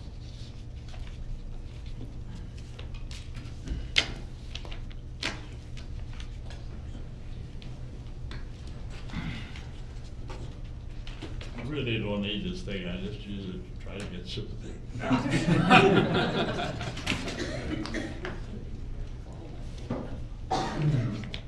Thank you. You dropped I got it, you dropped something on the floor. Yeah. Thank you again, Mr. Rex. You're welcome. At this time, I'd like to just point out that the additional members who've signed in to speak tonight, in appreciation of time for the evening, if Mr. Rex has already touched on the items that you'd like to discuss as well this evening, if I call your name and you don't want to speak at the podium, that's great. Just raise your hand and let me know that. But again, in trying to save some time, if we've already covered those items, I'd please ask that you abstain from that. Next on the list is John Bruner. Thank you. Frank, and I apologize, I can't read the last name. my right. Frank, there he's Frank. So, Frank Serpico, right here. And you've already spoken, sir? Or did you want to speak on this matter? Just a quickie when I go up there.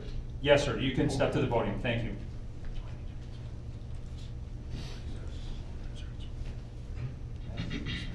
Real quickly. We're okay with the swearing in previously, Frank, thank you. What Jim Rex said, and I don't know if you fellows know this, if I'm right, you're going to exit onto Ringwood, is that true? Okay, now in the back of that building, you have diesel pumps.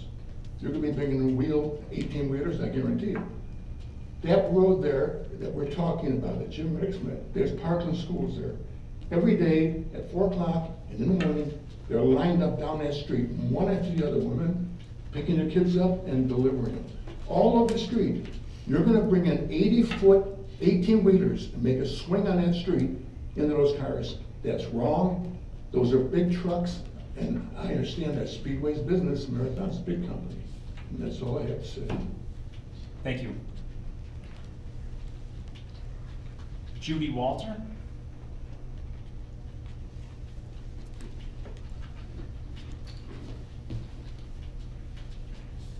Judy, please raise your right hand.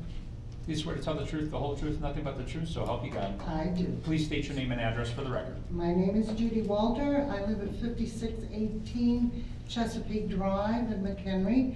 And although I do not face the back of the proposed property, I am one street over and I am a member of the board of the HOA. Okay? The other people had mentioned the school. I am a former high school teacher. I am most concerned about the traffic there going in and out of that school.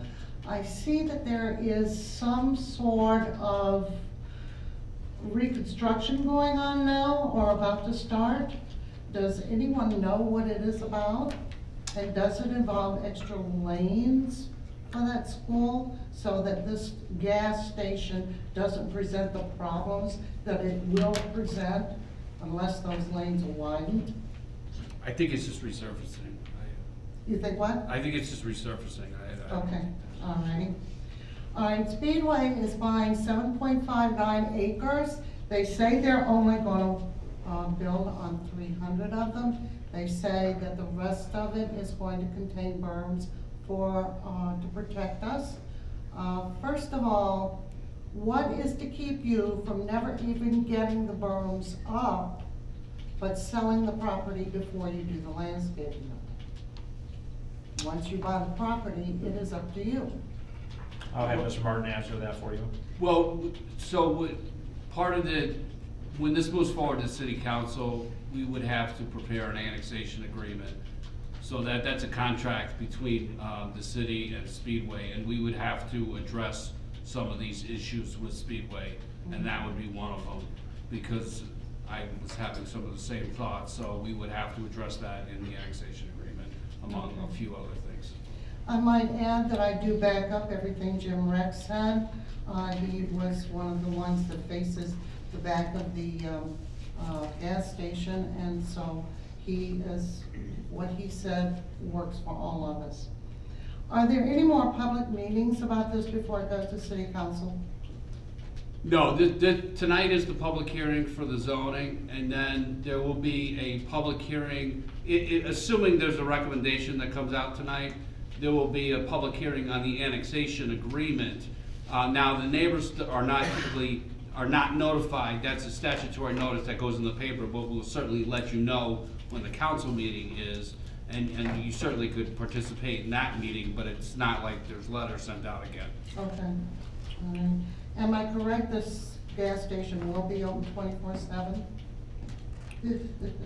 All of a sudden, as this has progressed for the past 2 or 3 weeks, I would not have been against so much a smaller gas station, but this thing is a behemoth, and it keeps just getting bigger and bigger as far as I can see. For example, that 80-foot sign request, was that a typo in the request? I cannot fathom an 80-foot high sign going down the main drag of little old McHenry.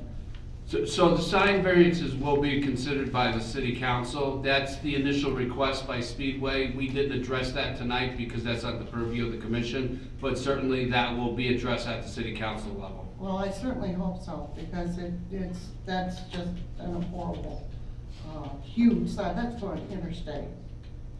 I am also, and the signage I take will be considered at the city council too, because you are more than doubling the limit of the signage area from 200 to 426 square feet.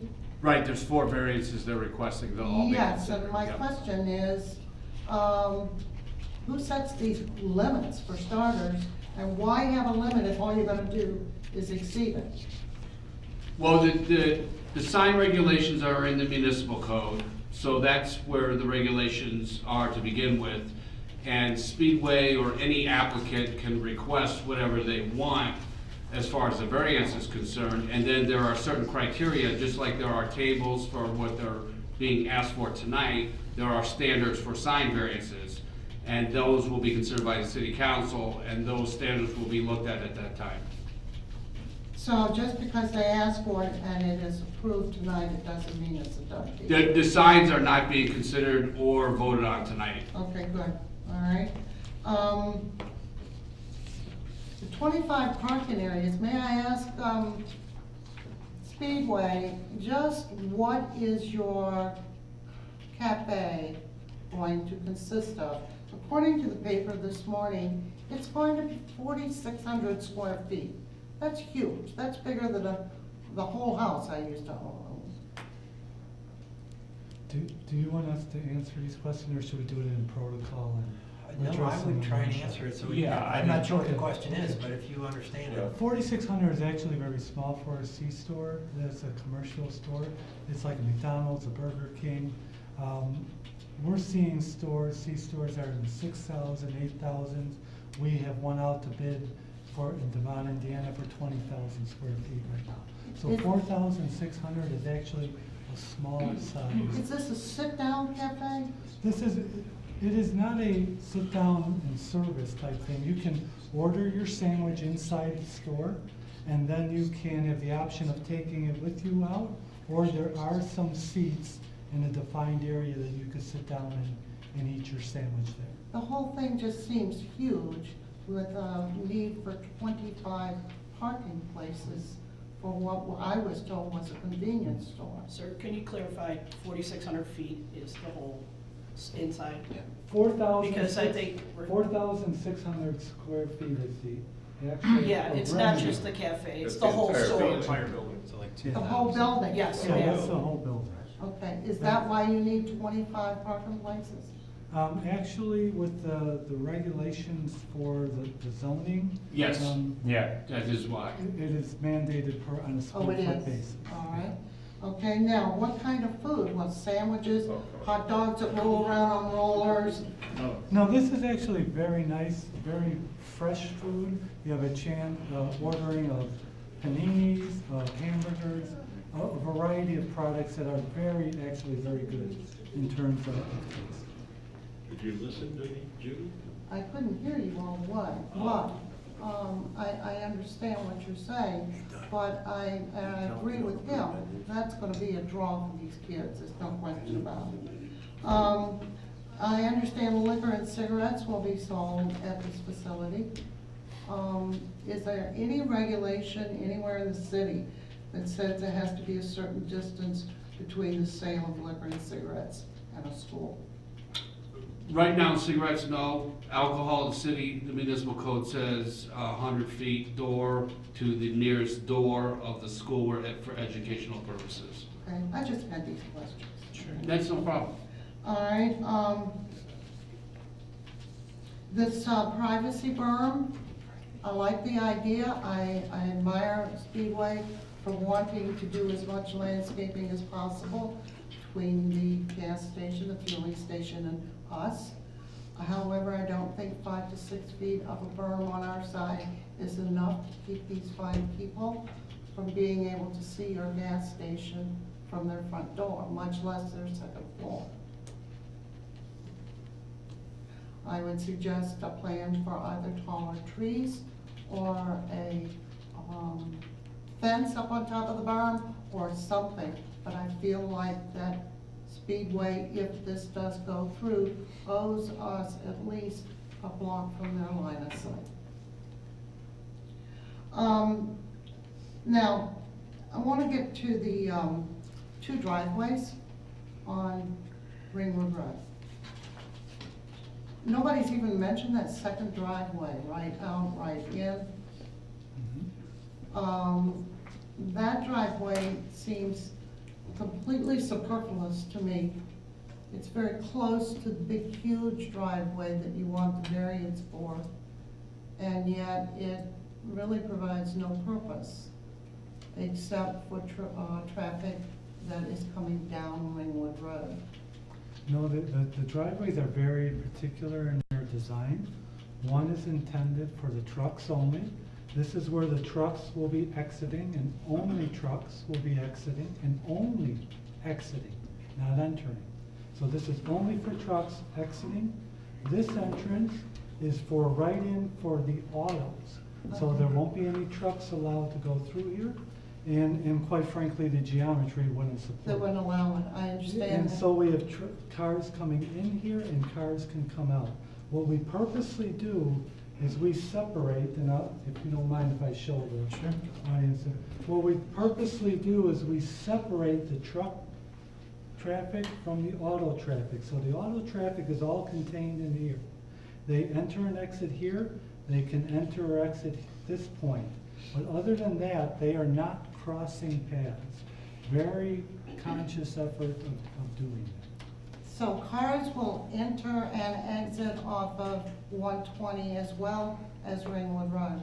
Correct, in both locations. What is to keep them from turning left into that big driveway on Ringwood Road? The big driveway for trucks. Okay, I mean, you're saying what's keeping them from on doing Ringwood this? Road. Going north on Ringwood and then left into the big entrance. What do you put a big do not enter sign? We have actually do not enter signs on both locations here. We also have do not enter signs on here. Can I say 100% that someone's not going to be able to do that? People drive through stores. We've had people in stores in their cars. So everything that we can do physically in terms of signage and the angle is to prevent them from doing that. Well, I've heard that Speedway is quite good about taking care of its neighbors. And if you can take care of that berm problem, that would be a pleasant surprise for us. I am not in favor of the gas station per se. I wish it were smaller. And I'm also concerned about what they're selling it before they even get their landscaping up. It's a very good possibility, unless you take care of that situation. Thank you for your time, and we'll see you at the council meeting. Thank you, Judy. John is the last person I have on the list. And I only need about 2 minutes. Yes, sir, not a problem. Before I give you that too, sir, would you please raise your right hand? You swear to tell the truth, the whole truth, nothing but the truth? I do. You swear to tell the truth, the whole truth, nothing but the truth, so help you God. To both of those. Thank you, sir. Please state your name and address for the record. I am John Soul. I live at 5604 Chesapeake Drive, and I will be one of the people who will be facing this proposed gas station. And by the way, I disagree. It's not a gas station. It's a truck stop. Your facilities in Lake in the Hills and in Lake Barrington, those are gas stations. This is going to be a truck stop. So let's not kid each other. A couple of issues. First of all, we're not talking about a normal 8 to 8. Just imagine if your home is where ours are located, right across the hill, right up the hill from where this proposed facility is going to be. This is not a normal business. They're not open 8 to 8. They're open 300. They're open 12/24. So what does that mean? It means lights. It means noise. We've got, with the weather getting better now, we are infested with motorcycles, we hear them all the time, and now we're gonna give them a place to congregate. Is that really what we wanna do? I've never been in a gas station where you didn't have spills. And this one is gonna be a big one, and you've got an ample opportunity to have spills, and where you've got spills, you've got fumes. We like to spend some of our time in the summertime sitting on our patios which front the streets and which is gonna front this facility. Picture yourself having a glass of wine or having a nice dinner on your patio and for this facility. Makes you kind of think about things, doesn't it? And then finally, we got the issue of trash, and we know what people are. Rather than take things where they're going to put, wherever they belong, they will throw them all over. And we're gonna have stuff floating, that's gonna be floating all over the place. But my final question is, with all the places you could put this thing, there's 8 miles of property that's for sale west on 120. Why do you gotta put it here? Why do you put it here where you're gonna have difficulty with the residents? So I'm asking you also, please, please, please, don't grant the variance. Thank you. Thank you, sir. Do I have additional members from the gallery that would like to speak on this matter? Seeing no movement at this point, I will close the public portion of the meeting.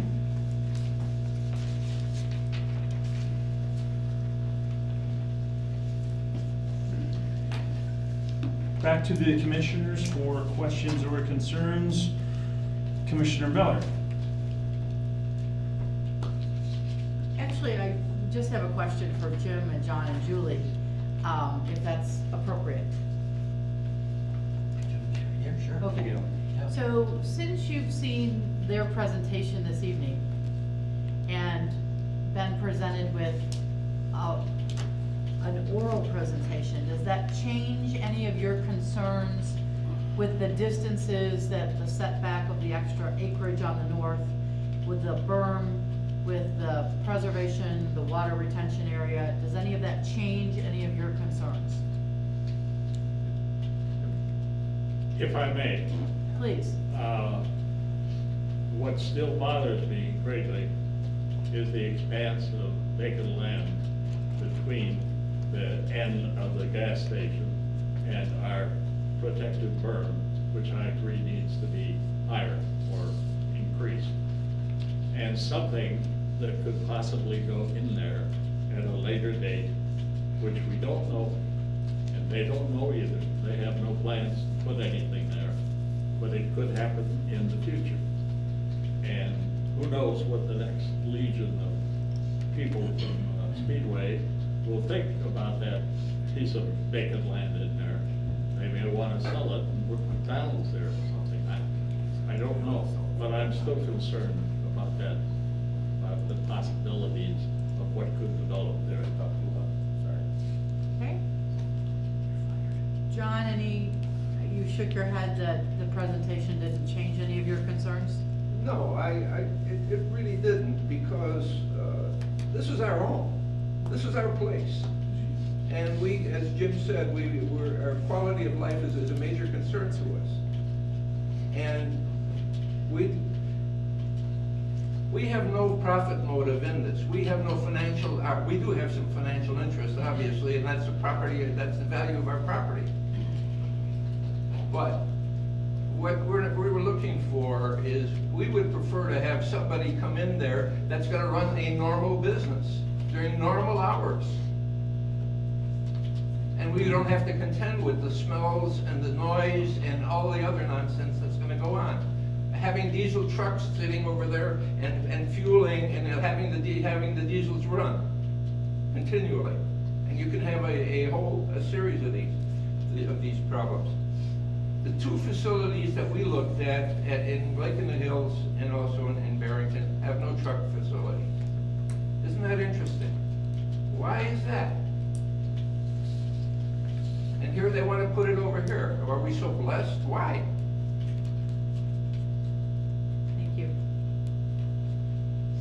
Additional questions or concerns from the commissioners?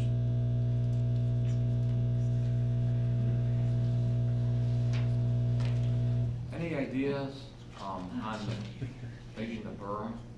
You know, any tweaking of the berm that you can think of after, this thing? We certainly are aware that we also need to work with the city forester in terms of not just berm, of what plants are there and certain. Anything else, Commissioner Doherty? No, that's it. Commissioner Sabota? I don't have any questions. Commissioner Miller? I'm good. Commissioner Thacker? Good. Commissioner Walsh? No, sir. Commissioner Meyer? Good. Excellent, thank you so much. If there are no additional questions or concerns, you may amend your motion if you would like to eliminate the parking island or landscape that was recommended denial from staff. You just have to put the right. You can make any motion you want. You can make any motion you want, so I'm looking for a motion on tonight's topic, and you may amend that as you so please. Just please make it clear for me so that I can get that in writing, and so can staff. But as we talked about earlier, as explained by David, that could be dealt with in the annexation agreement, correct? Correct. I mean, we could approve this as written. You could approve it as written, and it could be addressed Within from the council annexation in however that may be, whether that be council vote or whether that be the annexation agreement, either one of those. We are merely a recommending body. Council can make their own decision on that moving forward. When the zoning board sends a recommendation negative on a particular aspect of a variation, that'll increase the requirement to be adopted at the city council level on those topics. So if we've got a strong feeling that the denial is not appropriate. You know, the important thing here isn't so much the recommendation, it's conveying your idea to the city council. And I know we all understand what that idea is, it's just a matter of getting it across. So if you're going to vote or recommend in favor of the recommendation by the staff as is with the 2 denials, then when we get finished with the vote or in the middle of the discussion, it should certainly be made part of the minutes that it's not that you're denying the 2 variances, you think they should be granted in whatever fashion that, you know, I mean, express your thought. That's important for the city council to consider. Okay. Otherwise, the opposite motion would be a motion to approve the proposed recommendation as written, except the 2 denials are not denials, they're approvals, if you're gonna go that direction. Okay. Is that clear for the commissioners? Commissioner Miller? So I still have an agreement with the residents that I would like to see a larger berm or something on that northern edge. I think your proposed development is attractive and would work. Yet, I hear their concerns and I want that addressed. So how do I address that in a motion? When How you do say I- larger berm, you mean a 10 Taller. foot, how tall? I don't know. Well, okay, I don't think and then again, I think the point is to get that concern across to the Right. city council. And that's what I would like So- to see somewhere in a bullet point. Okay, well, why don't we just have a follow-up action after the motion's made? Then I think there should be comments, you know, a consensus on a couple of different issues that we Perfect. know exist. Thank you. And whether it's a higher berm or a fence or nothing, or bushes or whatever they're talking about, you know, those are the things that have to be dealt with. I would just We like to understand that. maximize, Yeah. with some agreement, what that separation is gonna be. Right. Because I agree, I don't think 5 foot's enough. It's not 5, it's 17. Yeah, it is. It's Okay, 17 got feet. Got it. From the gas station side, Right. looking north. Correct. Yeah, Because the land rise is 23 feet. right. 400 feet away. Do we have additional? The highest point of the berm is 17 feet. Correct. And it raises east to west, as I read it. Yes, sir. Is that correct? Yes, sir. Okay. And how tall is your site lighting, your property lighting? It will be 18 feet. That's the farthest berm to the north, next to Chesapeake.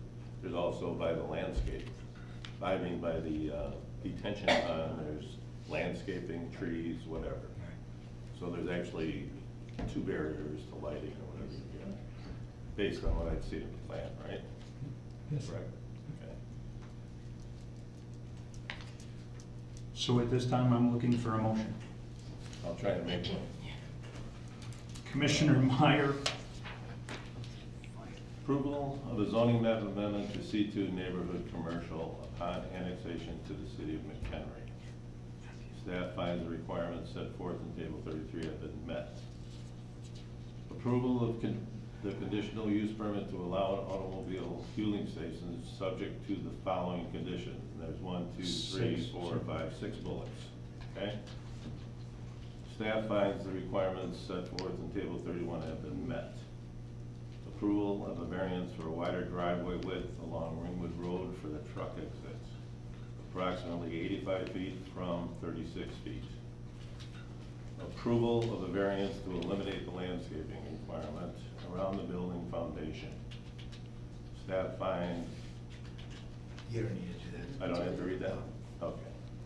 Approval of a variance to allow 25 parking stalls in front of the convenience store without a parking aisle. And that would be it. that would be it. Thank you, Commissioner Meyer. Do I have a second? I'll second. I've got, You got a tie. I've got a tie. We are Russell. I will go with Commissioner Walsh. Give it to Brown. Give it to Brownlee.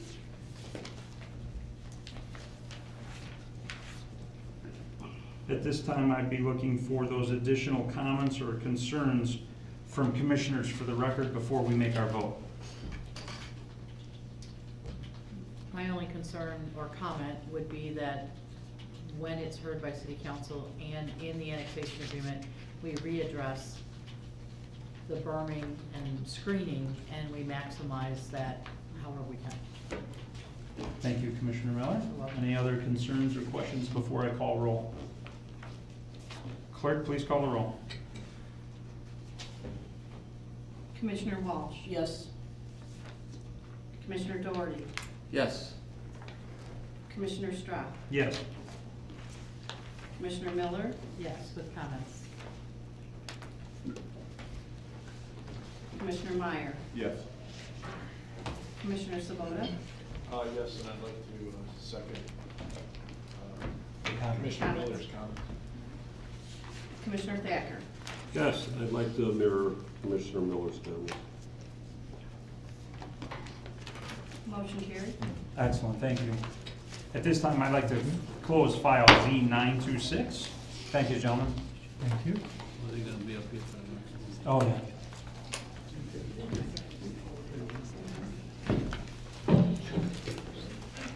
I guess you're not running away.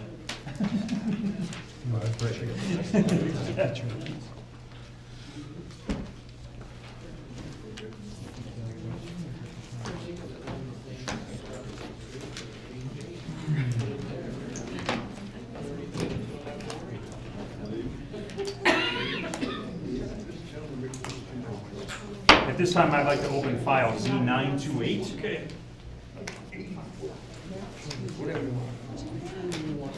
Oh.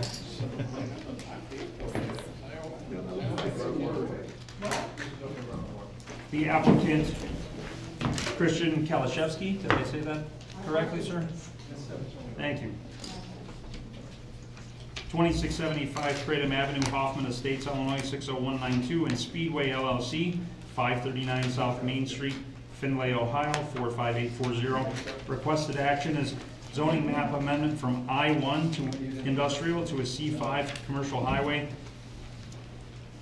Conditional use permit for a gas station.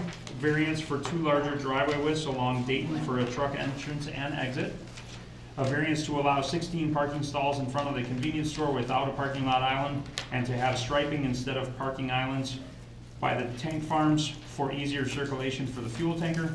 A variance to allow for no landscaping around the building foundation. And lastly, a variance for the subdivision control and development ordinance to allow 3 driveways off Dayton Street as depicted on the site plan. Sign variances will be considered by City Council. The location of the subject property is the southeast corner of Illinois Route 31 and Dayton Street within the Tunyon Industrial Park. I do have return receipts from the certified mail. Also, a signed affidavit from the applicant along with the Northwest Herald publication. Thank you, Doug. No. Excellent. Everyone's all sworn. You're still sworn, yes. So we're just gonna keep moving on, gentlemen. Tell us why you're here tonight. All right, we're gonna let Frank handle Do you this mind one. if I stand up? No, absolutely, go ahead. So we would like to present another speedway site located at the southeast corner of Illinois Route 31 and Dayton Street. This site is about 4.85 acres developed. Like you stated, we will be going for a zoning map amendment from industrial to C5, along with a conditional use permit for a gas station. This site, similar development with the 4600 C-Store Cafe, along with 8 pumps for the auto, 16 fueling positions, and 2 CFL lanes, commercial fueling lanes. What's different about this site is similar, you have auto separated from truck traffic. We like to keep it separate for safety purposes and everything like that. We are asking for a variance to widen these 2 entrances and exits for better circulation and safer circulation for trucks. This is a full access road that trucks come down Dayton, turn in, and then swing around and fuel. Same thing, they can stop here, walk into the C-Store, get what they want, and then come back. This is an exit only, but you can turn left and right. But it's not an entrance. We will have do not enter signs, everything like that. For the auto, you have a full access here, which will meet requirements for the width, but you also have right in, right out along Route 33, or 31, sorry. For this area, we are extending the right turn lane to incorporate the right in for the site. Along with the intersection right here, we will need to be talking to the property owner of this to possibly get some more right-of-way taken from them to include a left turn lane and a right turn lane due to the traffic study that came about. Other than that, there is a shared access road that would actually, this is the max property line, so that's this line. So this road actually enters and then connects to Albany Street, which then enters Albany and 31, which is a signalized intersection. This shared access would actually be beneficial for everyone in the industrial park. They can use it. You can go from Albany, enter the site to fuel, or you can bypass and swing out. If people enter this site here, they can also bypass and swing out. There will be a shared access to the property along here. And then there is detention within the circulation of the CFL, along with tension wrapping the CFL shared access, along with 2 mountings with plantings and everything. For the variance, for the landscaping, for the foundation, Chris explained it perfectly in the previous, so I'm not gonna dive into that. Along with the island, he explained that, but just to add for us, we are asking for striping here and here instead of islands, because the fuel tanker actually enters the site here, swings, and then fuels here. The positioning of fuel tanks, underground fuel tanks, is here because, like he stated before, the fueler tank fills on the passenger side. So really, the only way around this, if you have the circulation going this way, is putting the tanks here, and that is too far from the auto and diesel. We like to keep it in the center because they do associate with both.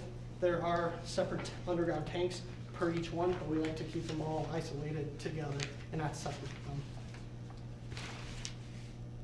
Well, when do these fueling tanks come to service both sites? Is it in the middle of the night? Is it daytime or not predictable? It could actually, I mean, obviously it would be ideally off-peak periods, but sometimes July 4th, to get everyone crashing the site, they call up and say, hey, we need a load. And so then they'll come. And it comes locally? Yeah. I see. Sorry, go on. No, that's okay. other than that, we pushed the site to the west because of the Route 31 taking that will be occurring in the future. As you stated in the staff report, unsure of when it's actually going to do, but we are planning for that. Show the distance, the two dark lines there. So this is the existing property line. This will be our new property line with the taking. So we will be losing all of this. So just to reemphasize, we're already taking IDOT's future plans into consideration in laying out. And IDOT's gonna let you do a right-in, right-out on the south side, and a full access. Well, that Dayton's our street. That's ours. Data is the city's. I understand, but it's existing, so a truck's gonna come out of there, potentially turn left onto Dayton. And from Dayton, if you get right away from the Tinians to the north, I guess, you're gonna turn left and south. Is that right? No, they're intercirculating in the business park. I know that, but when he's done, he's gonna come out on Dayton and turn left potentially, Yeah. right? Come out to 31, stop, and then turn left on an unlit. No, that's the reason why we're putting the through Right, street you're here. gonna require that, So right? that he can make a right and then come back. You want him to the left. recirculate through and come Right. through, okay, that's gonna be required? We haven't, it's in the traffic study, it's not required. It's highly encouraged. Okay, so it's possible Yeah. for the truck to turn left and take a shortcut and come onto Yeah. 31. And that is why we're putting in that extra lane for the right-hand turn, so we don't delay any traffic there. Sorry, Frank. The whole point of the Route 31 being expanded is because of the traffic. That's a rough move. Okay, I'm sorry, go on. No, it's okay. And those widening things will have to be approved by IDOT.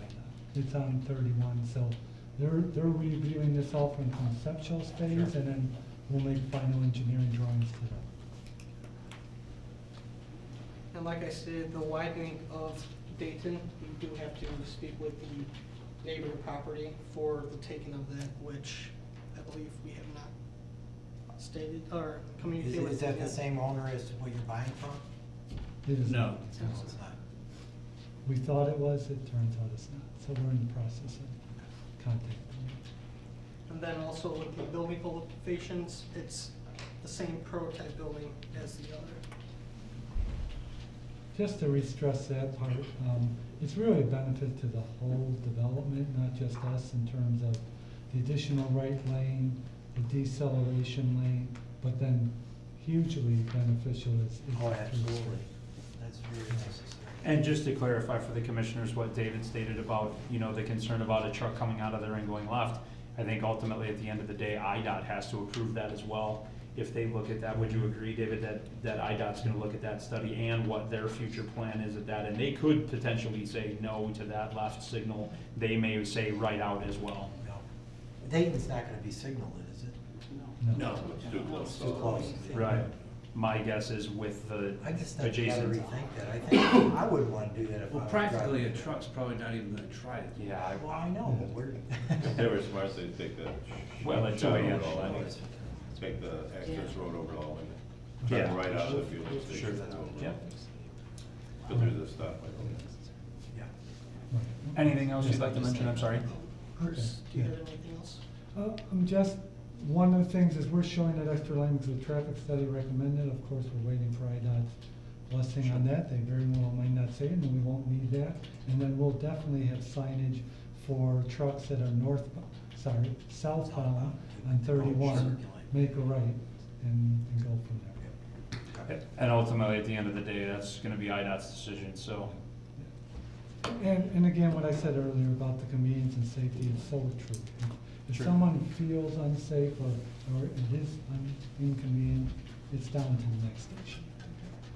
Excellent. Along with this road improvement here, we are widening this turn to allow a truck to safely make that turn without crossing over the lanes. Oh, okay. So you'll re-radius the corner when you do the decel lane? Which involves moving some utility Sure. poles and Mhm. stuff like that, so it's somewhat of a big hit. Sure. And you'll still be good on the new right-of-way line? Yes, sir. Yes, sir. That's what you're. Yep. Excellent. Anything else, gentlemen? Shall I turn it over to staff? Thank Please you. give us your report. Thanks, Mr. Chairman. So the requested actions are zoning map amendment from I-1 industrial to C5 highway commercial, conditional use permit for a gas station, variance for 2 larger driveways along Dayton, variance to allow 16 parking stalls in the front of the convenience store without a parking lot island and to have striping. The striping, I don't know if I could find where that was a requirement, so I don't know if you need a variance. And then no landscaping around the building foundation was a variance, and then a variance from the subdivision control and development ordinance to allow 3 driveways off of Dayton Street as depicted on the site plan, and then there's 2 variances from the sign ordinance that the city council will consider. Could I interrupt? Sure. I'd just like to get the city's opinion on, we're saying a variance for 3, 1, 2, 3, but is this considered, since this is a through street, is that considered really a curb cut for us? So I just want to bring. I was just covering basis, you Yeah. know, it's not really it's an add-on. Yeah. I just added it just to cover the basis. Well, that should be dedicated. Is that on your property? It's on our property, yes. Yeah, but it will be a road that's. It's not a road, so it's a driveway. Okay. Yeah, that was my next question. If you're dedicating it, then I think it's a different issue, but. Well, I don't know, is the extension a public road? No. It's all private. It's all private. Yeah. Okay, yeah, this is right. Was that the intent? Yes, yeah. Okay. So it's private, right? It's private, Yeah. So the property zone industrial, it has been for many years. It's been undeveloped, obviously. The applicant is seeking a zoning map amendment to C5 highway commercial, which is consistent with the zoning to the west. Gary Lane's directly across the street. There's 2 vacant lots that are subdivided as part of his development there. There's more intense zoning, industrial zoning, adjacent to the remainder of the site. It's located on the major state highway and city industrial park roadway, Route 31, and the applicant, as they had depicted, is seeking access to a lighted intersection at Albany and Route 31. There's considerable traffic on Route 31, including truck traffic, business, industrial traffic. There's a lot of major industrial parks around this area. A lot of semi-traffic goes in and out of this area to the east, the west, the south, the north. I think this gas station is very appropriately located. I think it's a practical, ideal use at this location, and staff supports the zoning map amendment. The applicant's requesting conditional use to allow a fueling station. You see the access points. We did have our engineer look at the traffic study. They did make some recommendations, as you had stated, and ultimately IDOT's gonna have to state whether that you need to put the decel lane on 31, or, you know, so we'll see what IDOT comes back with. But they were pretty much in concurrence with your traffic study, so that was good. So that came back pretty good. The variances, again, for the larger driveway, staff doesn't have a problem with the variance for the maximum driveway width. We limit the driveway width, and this is across the board. It's kind of an old requirement. It's 36-foot width maximum, 3 12-foot lanes. So you have approximately 83 foot and 124 foot, and that's just to accommodate the traffic, and that's fine. We don't think that'll adversely impact land uses. You know, you've got industrial traffic all around you, so we want to make sure the traffic and the radiuses are appropriate for the surrounding area, and the roadway designs are conducive to that as well. You know, I won't go into my speech again about the variances. Thank you. I'll just say again, I understand the sentiment for the variances. I just don't think you meet the exact criteria for table 32 for either the foundation landscaping or the parking lot island. So that's why the recommendation for denial for those. The 3 driveways, The subdivision control development ordinance, which requires simply a consideration before a public body. You don't have to advertise. So that's why I put that on here. It says only one driveway shall be permitted.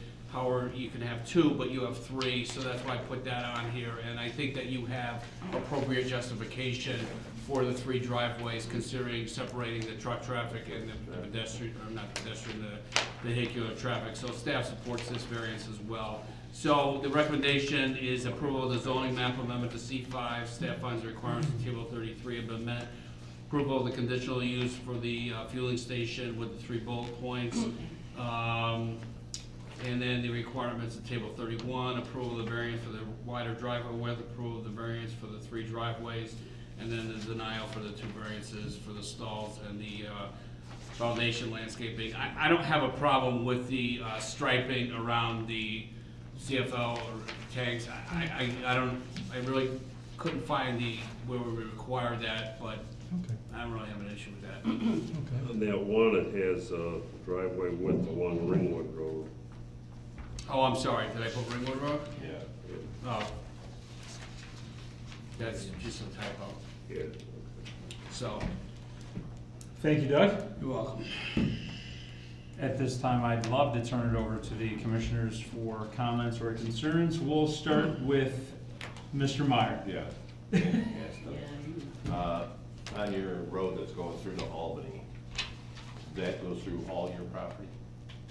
Yes, we're buying that strip that goes. So you got the whole, so you got an easement on that. Some other people's property are buying a strip, is that what you're buying? Right, we're buying this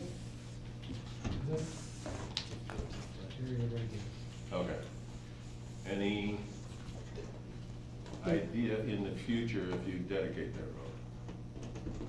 Oh, no, Robert. Not in the Yeah, plan, we have- not in the current not plan. initially. I mean, we're gonna have Okay. a All right. maintenance agreement to keep it private, but That's a good point. Are you guys just gonna maintain that? we're gonna maintain it, yeah. You're gonna maintain it? Okay. So is that a separate lot to the east then? Is that one of the subdivided lots of the park? Yeah, see right here? Yes, sir.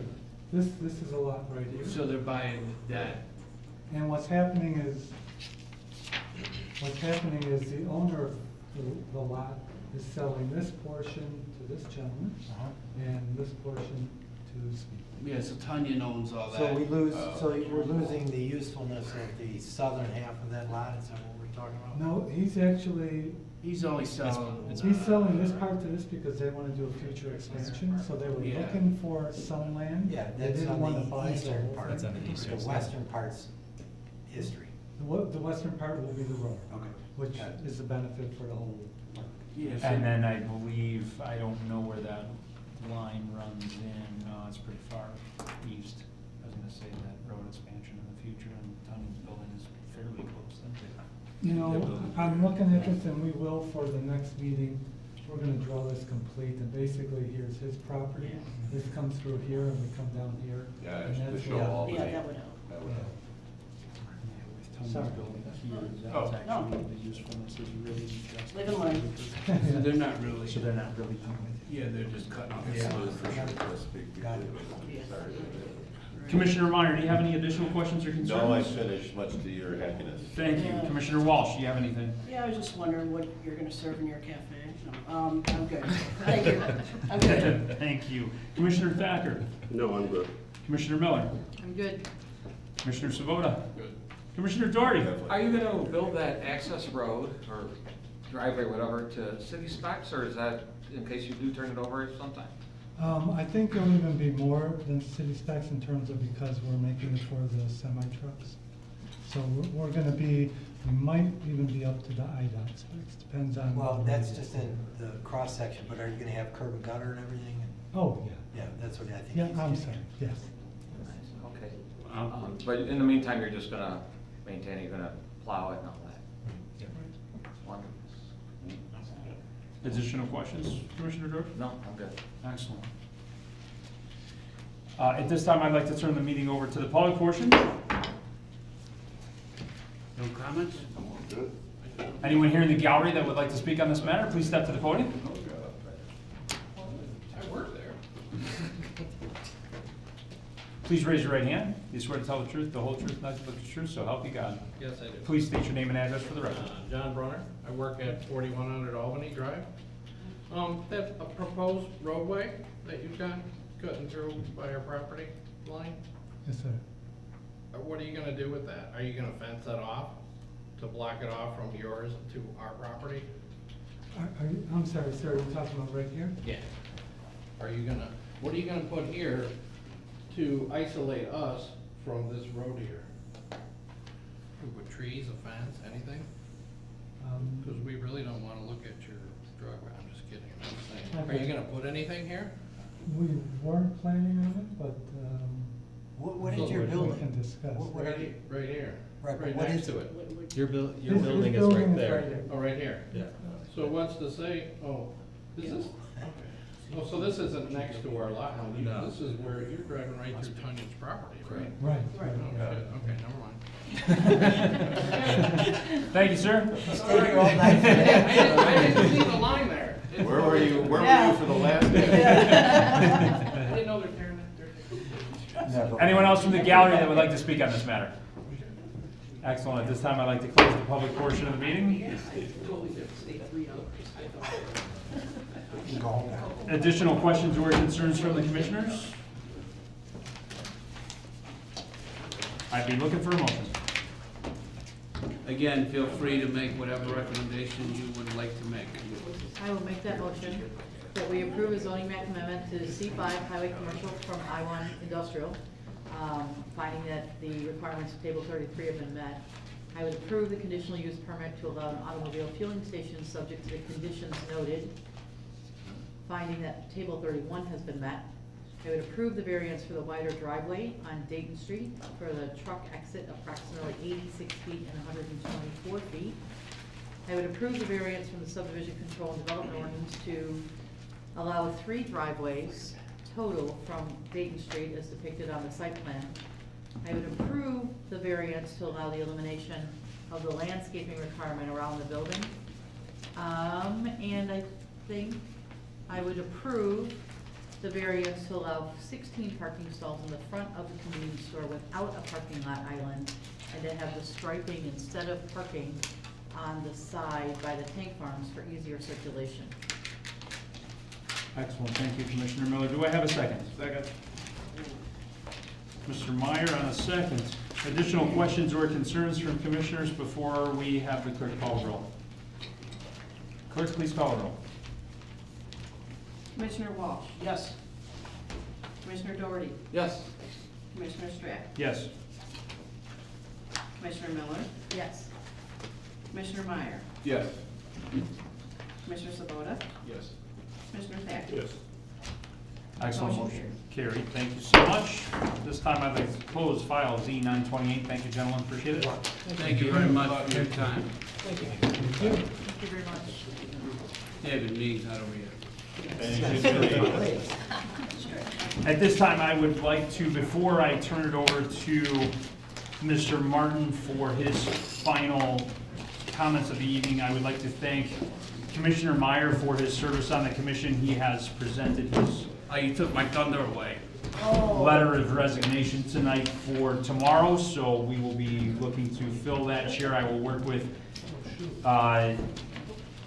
Mayor Jett to work on filling that position, so we will chat with that soon. Commissioner Meyer, thank you so much. It's been a for pleasure your serving with Now I would like to turn it over to Doug for his final thoughts on the evening. I would like to thank Commissioner Meyer for his service. He's been on for a long time, and I wish him nothing but the best, and congratulations, and you went out with a bang. Tonight was a good meeting. I did. I should have had my mic on. And next meeting, we're still planning on May 9th special meeting unless you hear differently. Other than that, May 16th is the next regularly scheduled meeting. We got an application to expand Aldi, and the new one, the one that's open. And then, that's all I got. And then we got a minor variance.